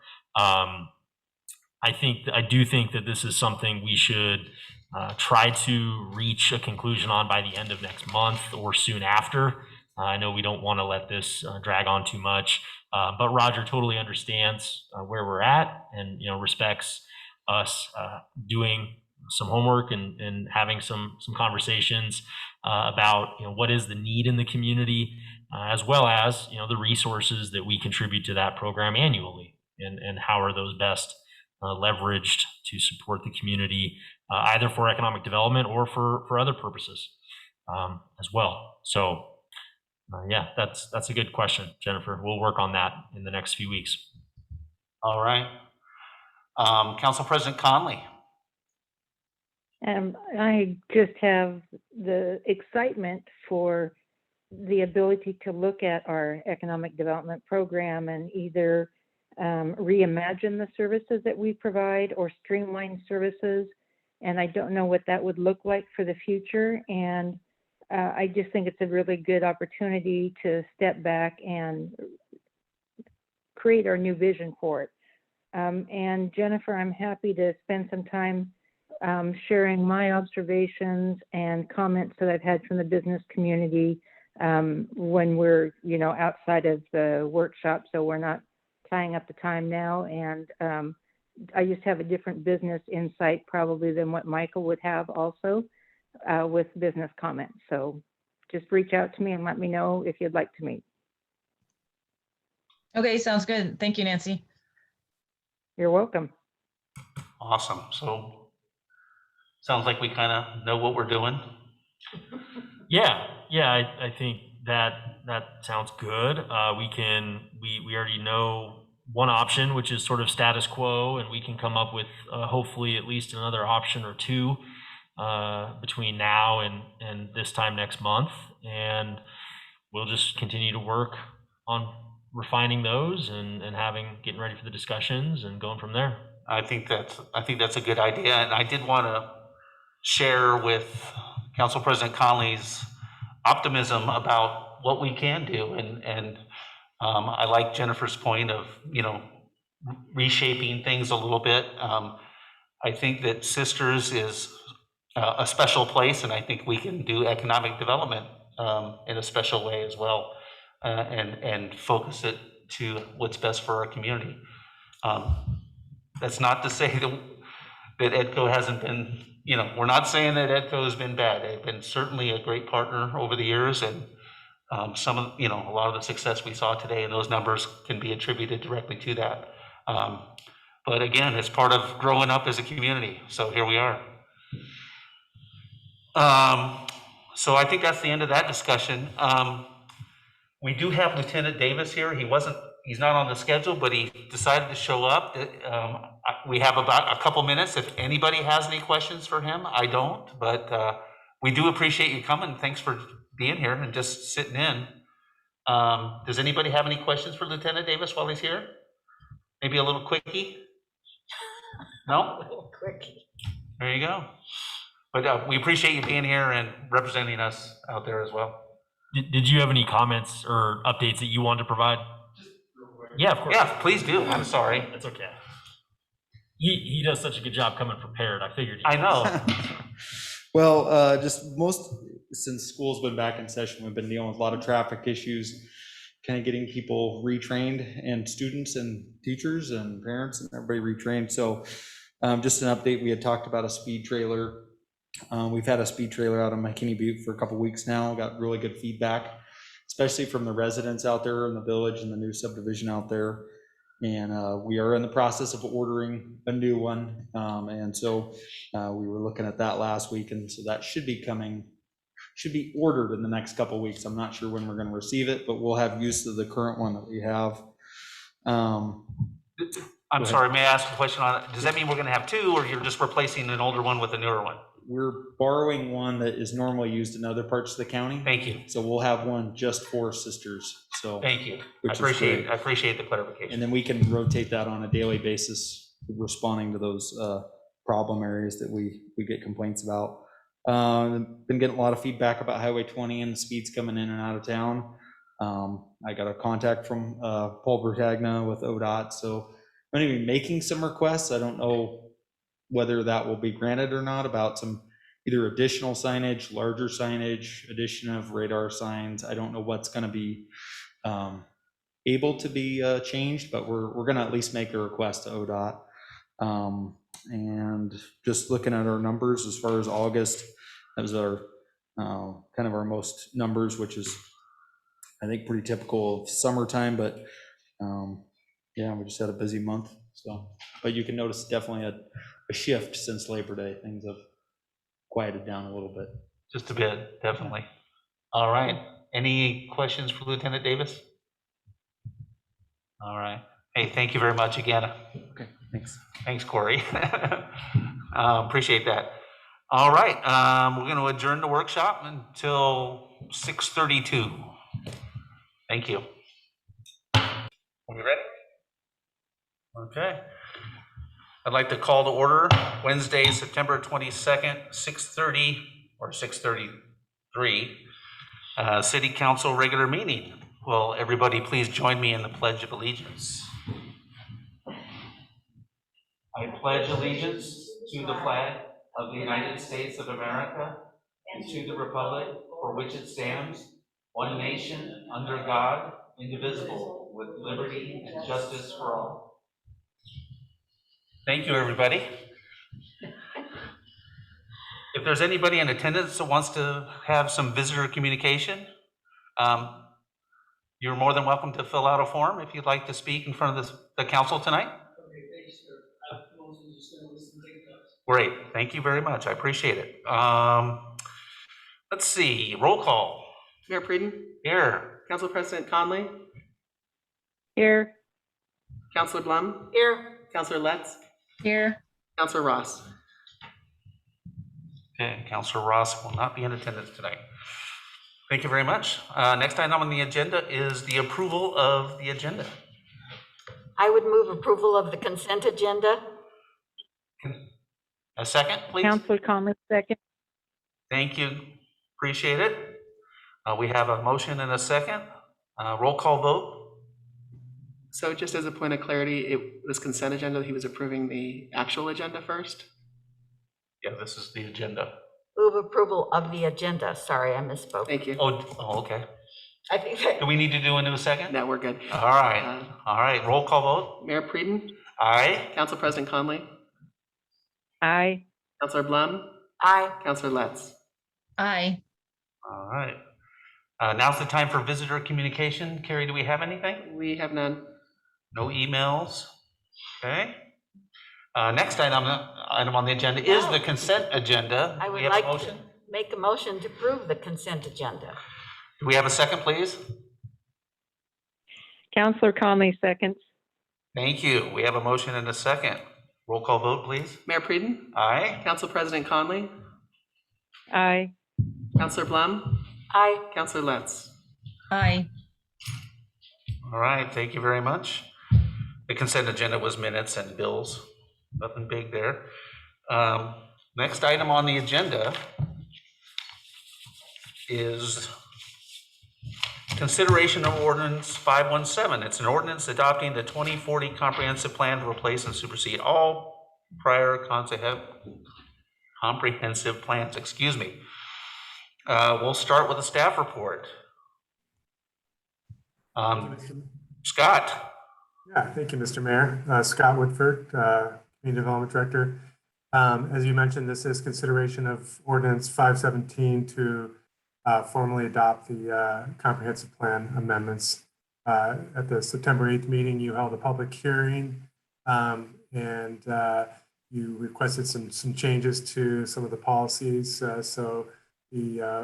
After the public hearing was closed and deliberations as well, staff has come back with an ordinance, a clean ordinance that represents all the requested changes at that September 8th meeting. So those changes were also noted in your staff report, which changes they were. They related to, in addition to the ones we discussed at the meeting relative to livability, 4.2.2, there were some minor changes, and an addition of a definition of neighborhood commercial. And then as well as policy 4.3.1 related to workforce housing and adding a definition to our glossary. Since we closed the public hearing and deliberations, tonight we're only really allowed to answer procedural questions relative to the ordinance, and it's not the intention to enter into any further deliberations. So if there's any questions I could answer relative to that, I will. Also joined, looks like Matt Hasty from Angelo Planning Group is here in case there are any questions that he might be able to answer. All right. Thank you. Just as a reminder, we can ask procedural questions of staff, but not we're not negotiating what's in the ordinance. I did want to say hi to Matt if he's still there. I guess he's not. Oh, hi, Matt. Thank you for joining us. Absolutely. Thank you. We do appreciate it. No problem. Andrew, you have a procedural question? Yes, I was just wondering if we pass this ordinance tonight, how long does it take to get approved by the state? Oh, by the state. So it's, I think the term is acknowledged by the state. Soon as we get approval here, I'm gonna send a notice to the state and upload the documents for their review and acknowledgement. And how long that process takes is a good question. Matt, I don't know if you have a good feel for it or not. I don't. With certain types of actions, it's more of there's an appeal period. If nobody appeals, then they essentially automatically acknowledge. But I don't know for a post-acknowledgement plan amendment like this, what the time period is. I'll do a quick check and see if I can figure it out while y'all are finishing up. And if I see something, I'll put it in the chat. Okay, thank you. Yep. All right, thank you. I don't have any questions. Jennifer, do you have anything? I just have one thing. I messaged Scott about it earlier this week. It's a typo that he said he couldn't kind of change at the time, but I should bring up tonight because it does change the definition of a word slightly. And it was on page 4 of the attached amendments. And it was under the new policy, the city shall encourage its economic development partners to attract businesses that promote climate-friendly practices, such as in management of waste and energy-efficient practices, including use of, and as worded right now, it says as use of reusable energy. and it's supposed to be renewable energy. So if, I spoke to Scott about that. I meant to talk to you today at 1 when we Okay. met Jennifer. We're gonna make that change. That's Okay. clerical, no problem. Thank Right. you. all right, sounds good. That's all I had. All right, Council President Conley, do you have any questions? No questions. All right, thank you very much. Looks like we can, thank you, Scott and Matt. Matt, did you get anything in that short amount of time? Did not. I'm sorry. I'm I- close, maybe.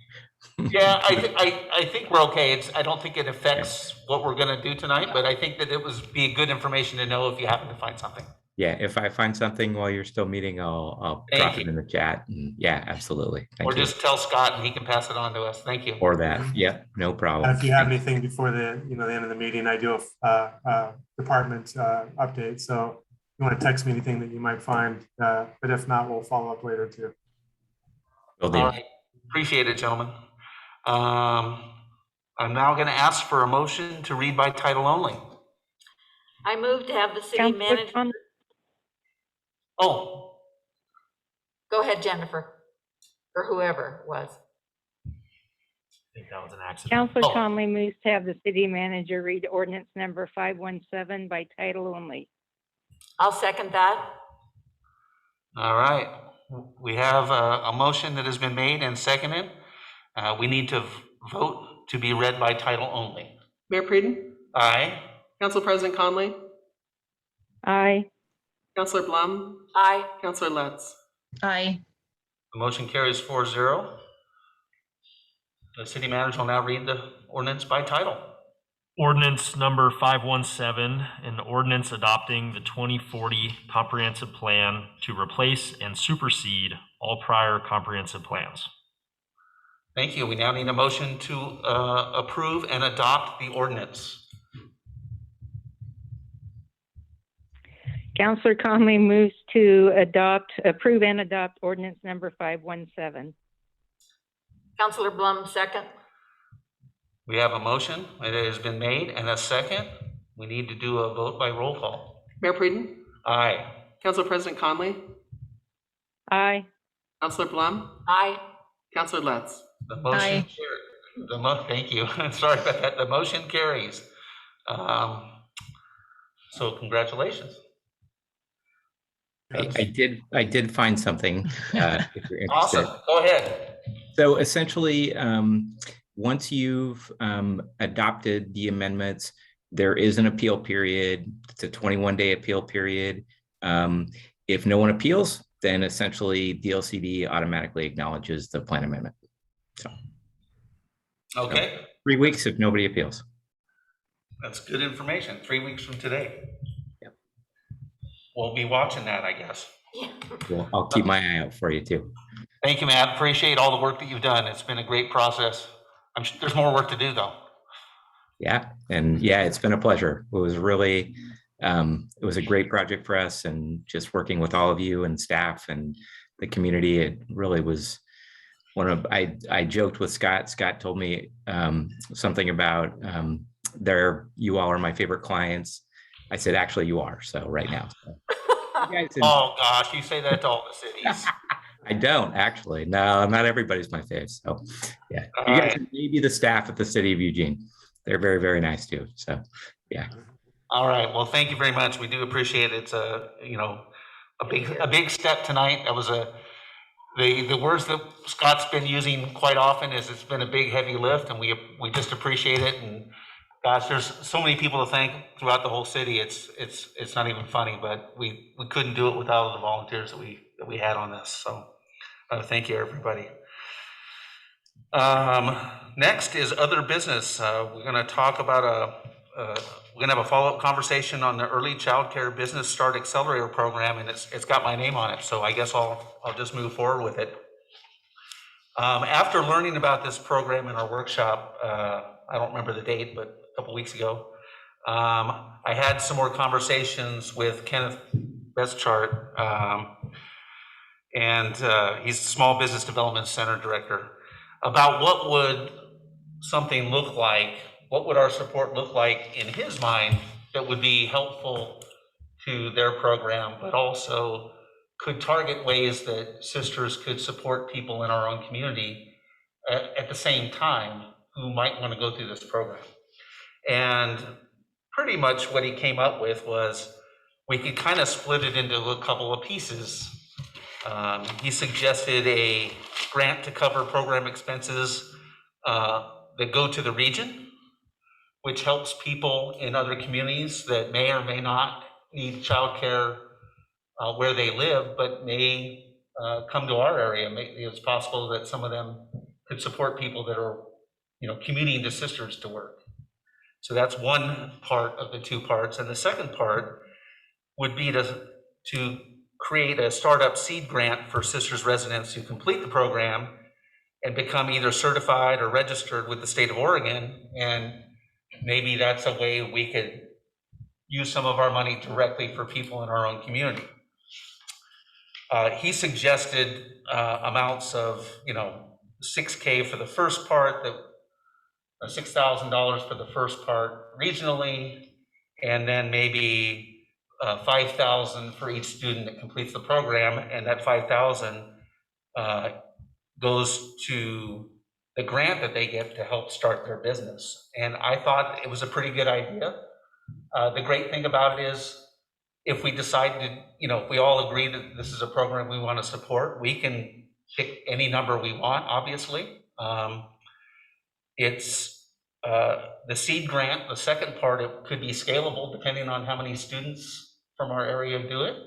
So it could be, we could support 1, 2, 4, 10. I mean, I don't think we're going to get that many, but, in an effort to support childcare in our community, we can decide how many we would be able to support up to an amount, I guess. But it's just our decision. So the first thing we need to think about together as a group or individually before we decide as a group is, A, do we find this program to be something we want to support? And B, what would those amounts look like? And then I think what we talked about is doing a follow-up to this in a few weeks to possibly, if this is something that we were interested in as a group, as a council, we could bring this up for a discussion and a vote in a few weeks at the next meeting or 2 meetings from now. The last thing I'll say is that Ken he didn't have a time frame. Obviously, the program's starting, I think, next month or late this month. But anything that we add to the program is obviously more than they have right now. So what I'd like to do is I'd like to go around the room and just see if anybody has any questions or comments. I personally just think this is a really good, fairly simple way to help with not just our community, but the region as well. And, childcare is an issue that, boy, when something like this happens, it's almost like you just want to jump on board. That's how I feel anyway. So, Andrea, do you want to comment at all? I agree that it sounds like a wonderful program, and it's absolutely needed in the community, in the greater community. So I'm fully supportive of what they're trying to do. I'm not exactly sure what's the best way for us to participate in that. I like his ideas. I think what I'm missing is a real sense of what's needed here, what's available here, what's needed here. I mean, do we have local childcare providers that already are certified here? How many kids do they have? Did we lose any? I mean, would he be able to give us any statistics on who our local people are? And contact them and say, how many people do you have to turn away? That would be great to know. There might be with the program that's at the Park and Rec, they probably, since they have a little program, they probably have some idea of what the need is. What I think there's this kindergarten. of what's needed after they graduate from their program. I'd kind of like to get some more information about what's here already, how it's functioning, if it's needed, so we have some scope for it. But I'm all in. Then of course we need to talk about where we would get the money, but Sure. but I'm totally in support of the. I agree. Jennifer, she might have some idea on slots. I know you're pretty tapped into this subject.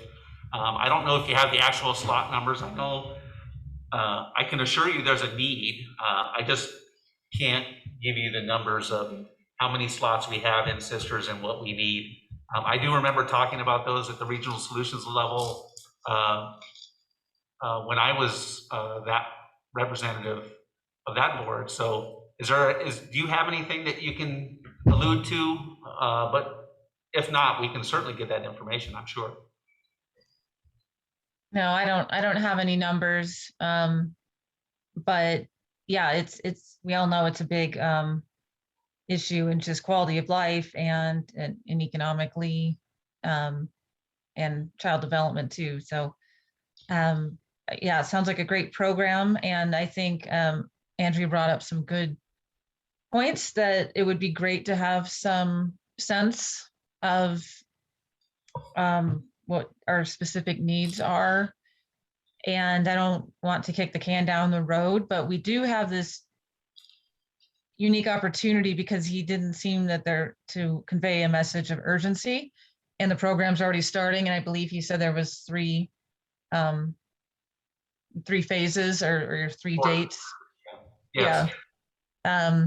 So it gives us a little bit of time to kind of get some data and also a little bit of time to see how it's going. It would be really interesting to see what happens with the first group of students after their time is up and get some data from that too.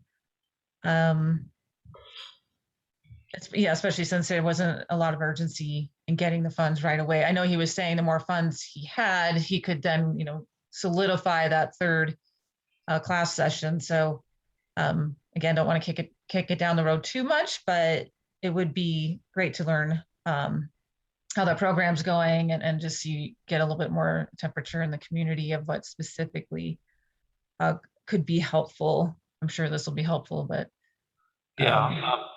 I had some conversations with him. I don't have it in writing in front of me, but I'm positive that he said that this first group of people was already paid for. There was enough money in the program to get that first class It was booked. going. It was booked, and it was fully booked. Right. I do not think, but I can't say for sure, I do not think there was any Sisters residents in the first class.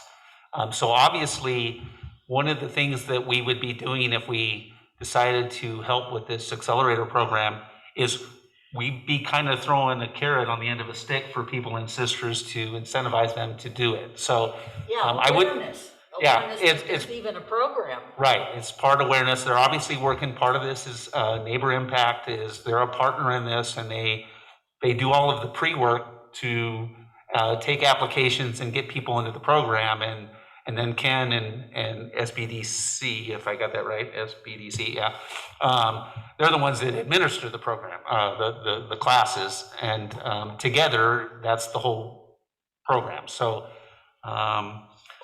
But I can definitely, ask those questions again and solidify all of that information and get that to you guys as well. And I wanted to add that there could be an opportunity of getting some matching dollars from some of the businesses in town, larger businesses maybe that, could obviously see a direct impact of, if there's more childcare available, then obviously they'll have more availability for more applicants and more staff. So, if we have a little bit of time, maybe we can also feel around to see if there's anybody that is willing to chip in, since his ask isn't huge. Maybe some of the larger employees could help out with that too. Right. Well, his ask is going to be whatever we decide, right? So that's the great part. We have all the control in that situation. Anything else? Jennifer? Okay, thank you very much. Council President Conley, what do you think? I think it's an important enough topic that we do need to support it. I think what we'll find is the biggest need in Sisters is for infant care, which is the most expensive because of the staff to child ratio and the special material. And I don't have a problem with setting up funds to help the initial start of those businesses. And maybe we tie it into, half now and half at the end of 1 year. I don't know, we're not to that stage yet, but I do believe we have a need, definitely in the infant and preschool care. So let's continue looking into it. All right, well, I'll do that. Can I just add one thing? Please. Real quick, and it's my initial reaction to sort of temper expectations, not to say that I'm not happy to have conversations and try to track down some of this data. But from everything I've heard and been a part of in terms of this conversation, I don't think we're gonna find that data in terms of, what's here, what's not, how many people are they turning away? I mean, this is a cottage industry in a lot of ways. And that's, part of why this program exists is because it's fairly bureaucratic and cumbersome to get certified, yet it's really important that you're certified.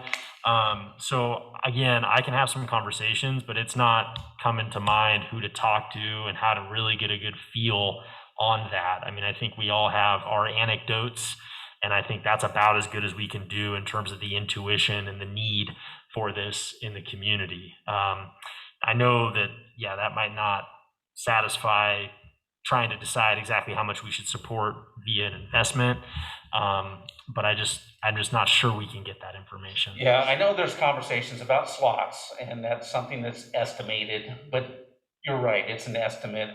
Wait lists kind of thing, maybe. Okay. Right, and I think it's based on, and just in overall employment numbers as it's compared to how many slots we actually have, compared to in some kind of average, whether it's, I don't know, Deschutes County or state, and then they just they look at it as a ratio, and you're either above it or below it, and everybody's below it. So, but I mean, I can certainly ask Ken to see if he's, can help us a little bit to try and clarify that. Yeah, he should have access to some information about those that are certified, and maybe we don't have any certified ones, but if we do have some, they would be a good resource. I would be willing to contact them and talk to them. Okay. If we do. And I'll certainly work with Ken, and great. I'll work with Ken and get some information from him, and kind of let him know this is our list of thoughts on this, and what do you think, and is there anything you can give us to help us accelerate our decision making? So we're not going to just, we don't want to flounder for months. We want to kind of, it's a good opportunity. One of the things I will also ask is, the process of recruiting people for the next class. When, is that going on now, and when's it kind of end, so we can kind of have an idea of, some kind of time frame we're shooting for. So, Good. All right. Anybody have anything else on that issue? Gary Ross is here. Hello, Gary. Okay, so I think that's enough of that conversation. Thank you, everybody. Certainly sounds like everybody's interested. That's great. Next item on the agenda in other business is staff comments. Joe, do you want to go first? You bet. I only have a couple things. The first thing is our lodging tax audit. We should have that finished up here by the end of the month. So look forward to that. And then the other thing that's been taking up most of our time is just audit field work. So we've been working on that remotely, as I told you before. It's fairly involved, so we're just working through that. And other than that, that's about all I have, unless you have any questions for me. Why does it seem like we're always under audit? Well, it's about, you have your interim work, which is about a week, and then you have prep work, which is about a month. And then you have field work, which is usually about a week, if not like 10 days. And then you have the financial report presentation. So it does seem that it takes a long time, and you know, without them coming to City Hall and doing field work, it's dragged out a little bit. We get them as much information as we can, as quick as we can, but they're not always, you know, used to working remotely in an office as opposed to in field work when they're just concentrating on one engagement. Okay, thank you. You bet. Jennifer, any questions? Okay. Council President Conley, anything? Joe, where are we with the short-term rental audit that was happening?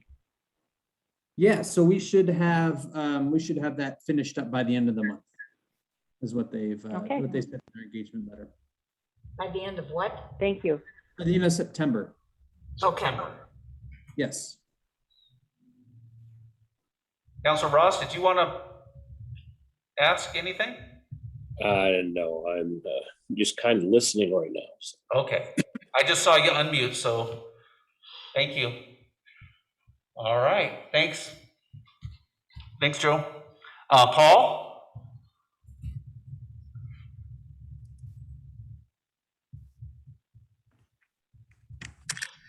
Sorry about that. It's over at the scanner. I'm multitasking in here. No problem. So real quick, we had our master plan, water and wastewater master plan kickoff today with the facility tour. And I think we had 5 or 6 Anderson Perry folks there, including their lead water engineer, Troy Baker, and their wastewater engineer that you're familiar with, Brett Moore. So we toured everything, all of our pump stations, all of our well sites, the wastewater treatment plant, reservoir, and it was about a 5-hour tour all in all. And they took thousands of pictures and asked a lot of questions. And now they get to go back and they're going to do their RFI to us, which is going to be all of the information and data requests. It's going to be extensive from us. They want 5 years of water and wastewater records essentially from us. So we'll be digging a lot of numbers, a lot of spreadsheets, kicking it their way, and they'll be off and rolling. So good news on that front. We met today and scored our wastewater treatment plant solar project RFPs, the 3 proposals that we got from 3 different firms. And we selected a firm to enter into contract with. So we we'll do our outreach there and work with those guys and hopefully have that contract back to you guys in October. And then the only other thing I got is Locust sewer line replacement. We're done with the in-stream work. That all went really well. It was the timing was amazing. The water clarity in the stream just cleared up as soon as we pulled all of the diversion equipment out of the creek. So we didn't miss any of our marks on our turbidity testing that we were doing every 2 hours. And you look in the creek and everything looks pretty normal. So we'll be up on the benches, working on our bypass construction starting tomorrow. We got everything exposed. They'll be doing the hot taps tomorrow. And then we'll start piecing everything together for the bypass early next week, the end of this week and early next week. And then we'll dive into actually firing that bypass up and starting the work to reconnect each end of the pipe to our existing main. So any questions? Awesome. Good work. You said something about spreadsheets. I'm sure Joe's ears perked up. I don't think he wants to dig into our record keeping over here in the water and wastewater world. No, we don't want to cross across departments. It would create a severe twitch, I'm sure. All right. Does anybody have any questions for Paul? Good work, Paul. All right, great. Thanks a lot. Thank you. Scott? Yeah, just wanted to thank you guys again for your support through the process of the comprehensive plan. We really appreciate that. You kind of asked a little bit about maybe what next steps were, and so we're going to start looking into drafting an RFP for consultants to help us out with the efficiency measures project, so that hopefully we can get somebody on board and have that project up and running the start of the year, along with the housing plan update. So those are two big projects that we're getting going. So as soon as we get through the review of the Woodlands project, that'll free up some time for Nicole to start targeting some development code amendments that you'll eventually see coming across your work desk. We reviewed those with the Planning Commission in a work session last week, and so got some feedback, and so you'll see those coming down the line in the future. We did have a meeting with the Planning Commission where we reviewed some historic preservation stuff. They brought up that concept or question, and what our program is, or what do we have out there during the comprehensive plan process. Actually added a policy relative to increasing awareness. So we held a work session and kind of education with them on some of the previous survey work that's been done as recent as 2018 in terms of what our housing stock is. So that was an interesting conversation, and kind of ties into a grant that we received through the county from the state to do some outreach and some education on historic preservation. I'm going to take that study and some of the findings and create a GIS story map that would be accessible on our website that would kind of give information out to the public about which properties have historic value and maybe worth their efforts to pursue preservation if they're interested in the future. In addition to just all the day-to-day activities that we typically do.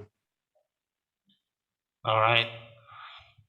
Thank you very much, and be sure to pass on to all the staff in your department for all the hard work on the comp plan. That was huge, obviously. Not done yet by any means, but that's a big hurdle we just went over, so that's good. Does anybody have any questions for Scott? Andrea? I do. On the land use applications, the final plat for the Three Peaks Industrial Subdivision, is that residential? No, Or that's is that's the new industrial subdivision Oh, okay. north of Barclay. Okay, yeah, I wanted to make sure, I couldn't tell by what you said. There's a partition on 1130 East Cascade. What's on the property now? Currently just an existing single family on a large lot that they're proposing to carve off one lot for the existing house and then create a new buildable lot next to it. Okay. Then the Philly cheesesteak place, are they remodeling the existing site, or are they moving into the open area? Proposing to move into the open area with a new building. Whoa. And okay, also on the let's see, what was I guess that's it. Yeah, it was for somebody else. Go ahead. I'm finished with mine. Okay, Jennifer, anything? Just thanks for all the hard work you and your team, and really appreciate it. We'll say thanks a few more times, but tonight's a big night. Thanks. We appreciate that, and I'll pass that on to the rest of the staff. Council President Conley, anything? Just passing on my thanks for the excellent job of capturing all of the comments from all the different entities through the whole comp plan process and addressing concerns, and for your patience and the staff's patience in repeating the same thing 12 different ways, 12 different times. So Thank you very much. Take a deep breath and keep moving on. Thank you. All right, thank you. Gary's showing his hospital band. Yeah, we see you on video, Gary. I also wanted to compliment Scott on the work that was done. I think you've made some real good progress on a number of issues. I look forward to seeing the next steps. Thanks, Gary. Yeah, we're all looking forward to seeing the final product when it's all printed and nice and pretty and everything. That's going to be great. All right, thanks a lot. Appreciate it, Scott. Carrie. So a couple just reminders coming up. We have the special meeting on the 18th to go over the destination management initiative. You guys should have received a reminder for that. And then it's will come out tomorrow, but we have a additional workshop on the 13th. So we have a 3-week break between meetings right now. So get prepared. We're going to start about 4 o'clock on the 13th, and we're going to roll through 3 meetings, including the joint workshop with the county commission. So that'll just be a longer moment. I'm not sure how we're going to handle that one as far as hybrid or in person, but we'll let you know how that works. And then just continuing to work on a couple different projects. The Destination Management Initiative is starting to come together with, we should be seeing survey results. We saw some of the initial pieces to their interviews this week, and we'll be continuing to build those things and put them together. And we are continuing to do some things with the 75th. We do have an ad that'll go out next week in partnership with the Chamber, but that will focus on the Sisters Folk Festival and their ability to bring community into us in the last 26 years that they've been in place. So just a handful of things going on with the 75th right now. That's it. All right. Thank you for all your work. Excuse me. Corey. So just a couple meetings that are coming up. Tomorrow morning is our regional administrators meeting. So city and county managers from the Tri-County area get together. It's facilitated by COIC, Tammy Bainey and Scott Aycock sometimes as well. And it's just a good sort of offline, candid exchange of discussion about how we're working on different issues and whether there are partnership opportunities, what's worked, what hasn't worked, so on and so forth. So we do those, I think I may have said it at the beginning, quarterly. And so those are always enlightening to kind of keep a pulse on what's going on. Next week, we've got the VIT meeting, Vision Implementation Team meeting. We haven't met there for a couple months, so that'll be good as well. And then as Carrie mentioned, we have the meeting on the 13th coming up. So we are spending quite a bit of time talking and learning and prepping around the houselessness discussion. We had a really good meeting with County Public Health Department staff on Monday. We're meeting with the Sisters Cold Weather Shelter group next Monday, Tuesday. And so we're going to continue to gather information and prep for that meeting. That's a few weeks out, but it'll come up quick. And then I'll plan to have an article in the Nugget. I just confirmed this with Jim earlier. An article in the Nugget on the 6th edition, a week ahead of the 13th, talking about houselessness. And I can get a draft together and run that by council ahead of time. And then the week after that, on the 13th, the goal is to have a column as well on the Destination Management Initiative, about five days ahead of the meeting on the 18th. That'll be all on that topic, and I'll plan to run that by council as well. So really just gearing up for those meetings, as well as sort of the normal motions. I'll be participating. It's sort of under lame circumstances, obviously, but my first ICMA conference, they're actually it's in Portland, so it's a national and in normal times international conference for the International City County Management Association. So it's in Portland. I registered. They're kind of doing some in person, some virtual. I'm not sure if I'm going to try to make it over for any in person. I may for a day, depending on the itinerary, but that is not next week, but the 4th, 5th, and 6th of October. So that's just a little snapshot of the next 2-3 weeks. Okay.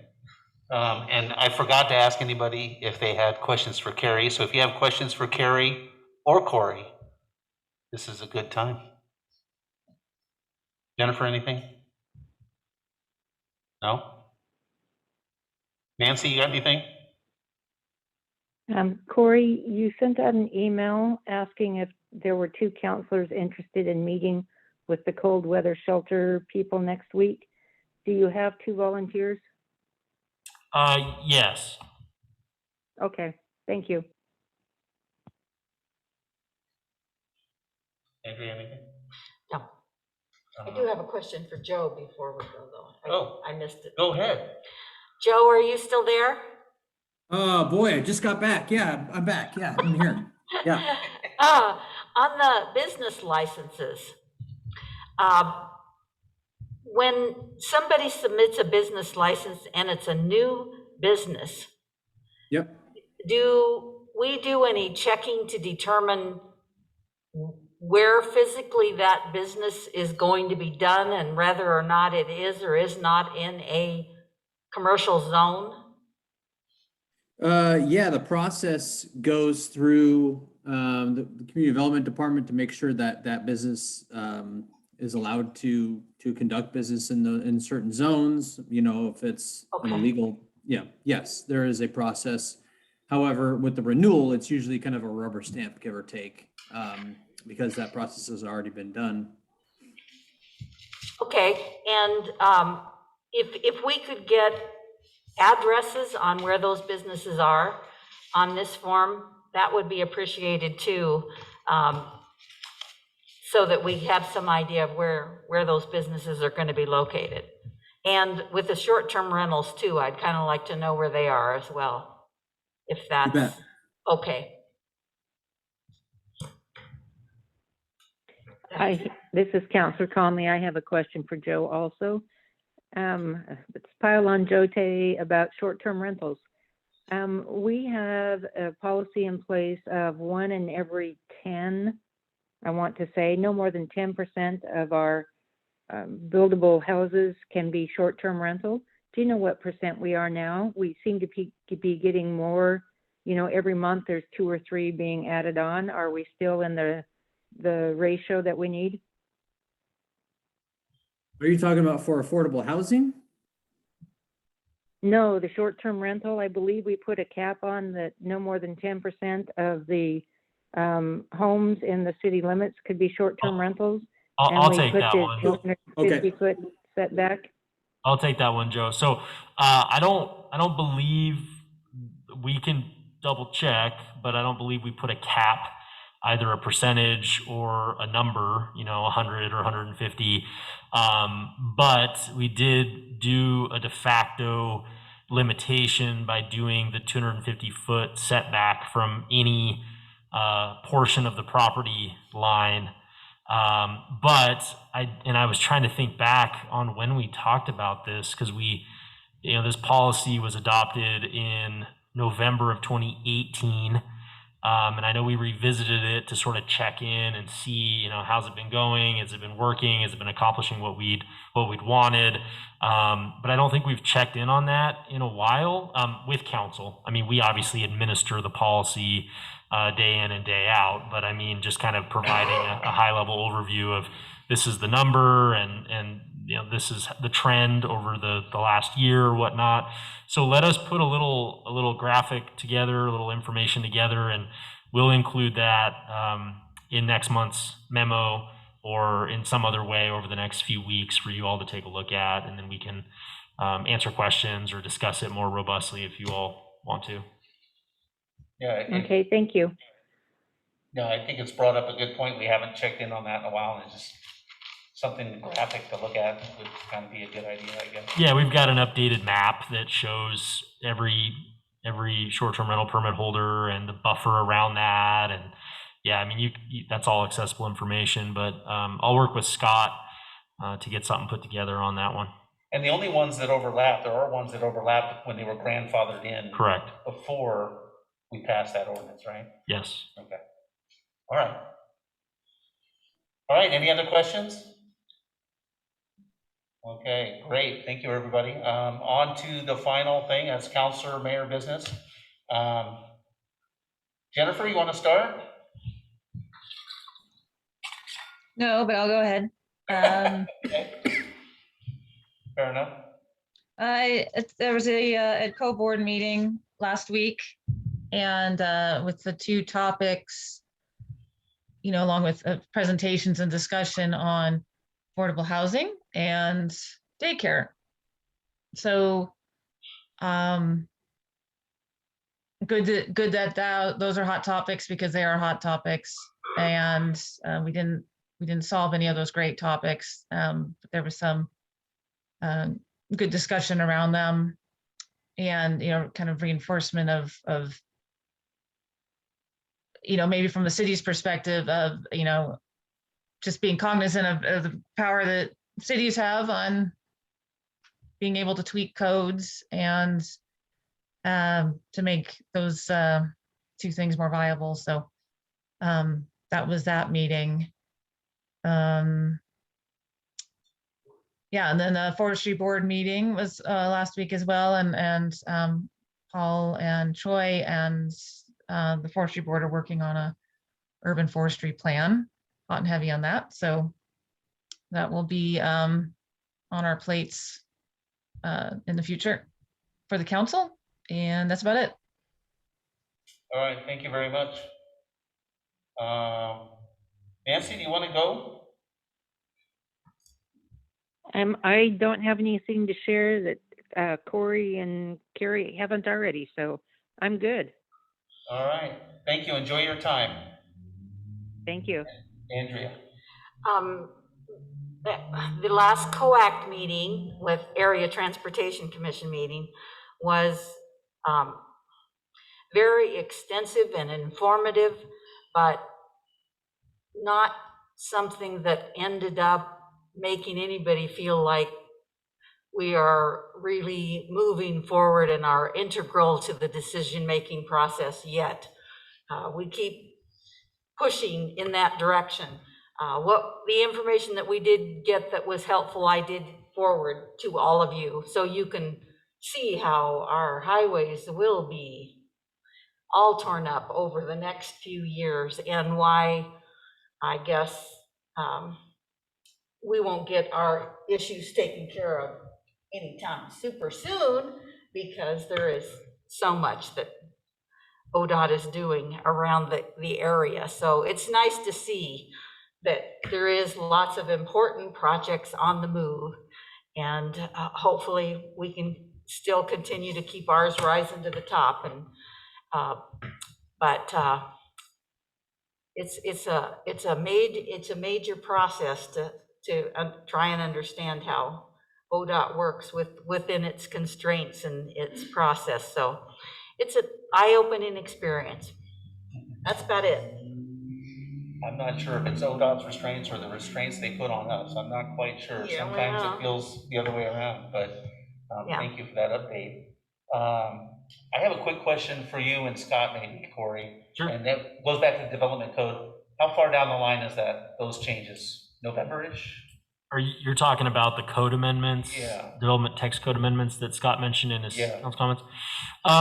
Yeah, Scott, what was our ETA for getting those to public hearings?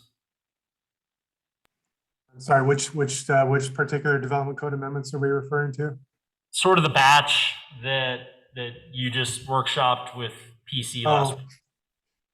So then the question was the intended time frame to get it to public hearing, you said? Yeah, just ballpark, yeah. Oh, I would say probably February, March, Okay, all right. somewhere around there. We got a ways there. All right, Yeah. thank you. That's all I needed. I had a COCO meeting on Monday. That's Central Oregon Cities Organization. That's kind of the big one in the sense that you get to talk to legislators and stuff. Of course, this one, they're not in session, so we didn't have any legislators there, but we did get an update about some of the legislation that passed, and one of them was the big homelessness bill. There's a big pot of money out there. It's about 700 million. Most of the bigger cities are going to take the bigger amounts of that. But there's a lot of little, I forgot to bring my notes, there's a lot of little breakdowns within that pot. There's a lot of littler pots that, Band Redmond, the region can possibly tap into. And I will try and get that information together and get it back to Corey and Carrie, so they have all that information. You may have that information already because you guys are smarter than me, but I will try and pass on what I know so we can at least have some kind of idea what money is available from the state and where's it going, and is there something we can, use it for if we have some stuff we want to do. So let's just keep that in mind. I am one of the people that's going to be in the whole other shelter meeting in a week or two. I wanted to be part of that as the mayor. I think it's important to kind of lead on that issue a little bit and be part of the conversation. Not that I don't think any of you could do it. I just felt like it was just kind of one of those things that's kind of at the top of the hot button topics for this year. So I want to be one of those people in that meeting. Other than that, just again, a big thank you to everybody. It seems like we've done a lot of stuff this year, and I think that since Corey's been here, we've been trying. We've had full agendas and big things going on, and Paul's doing a lot of stuff, Scott's doing a lot of stuff, Joe's doing a lot of stuff. I think it's great. I don't think we're going too fast, but we're definitely not going slow. So we're at a good pace, and we're getting some stuff done. And I want to thank all staff and all of our volunteers. It just couldn't be done. Staff can't do it by themselves, and council can't either. So we got a lot of commissions and boards and all kinds of stuff. And just thank you to everybody. And other than that, I don't have anything else. Meeting's adjourned.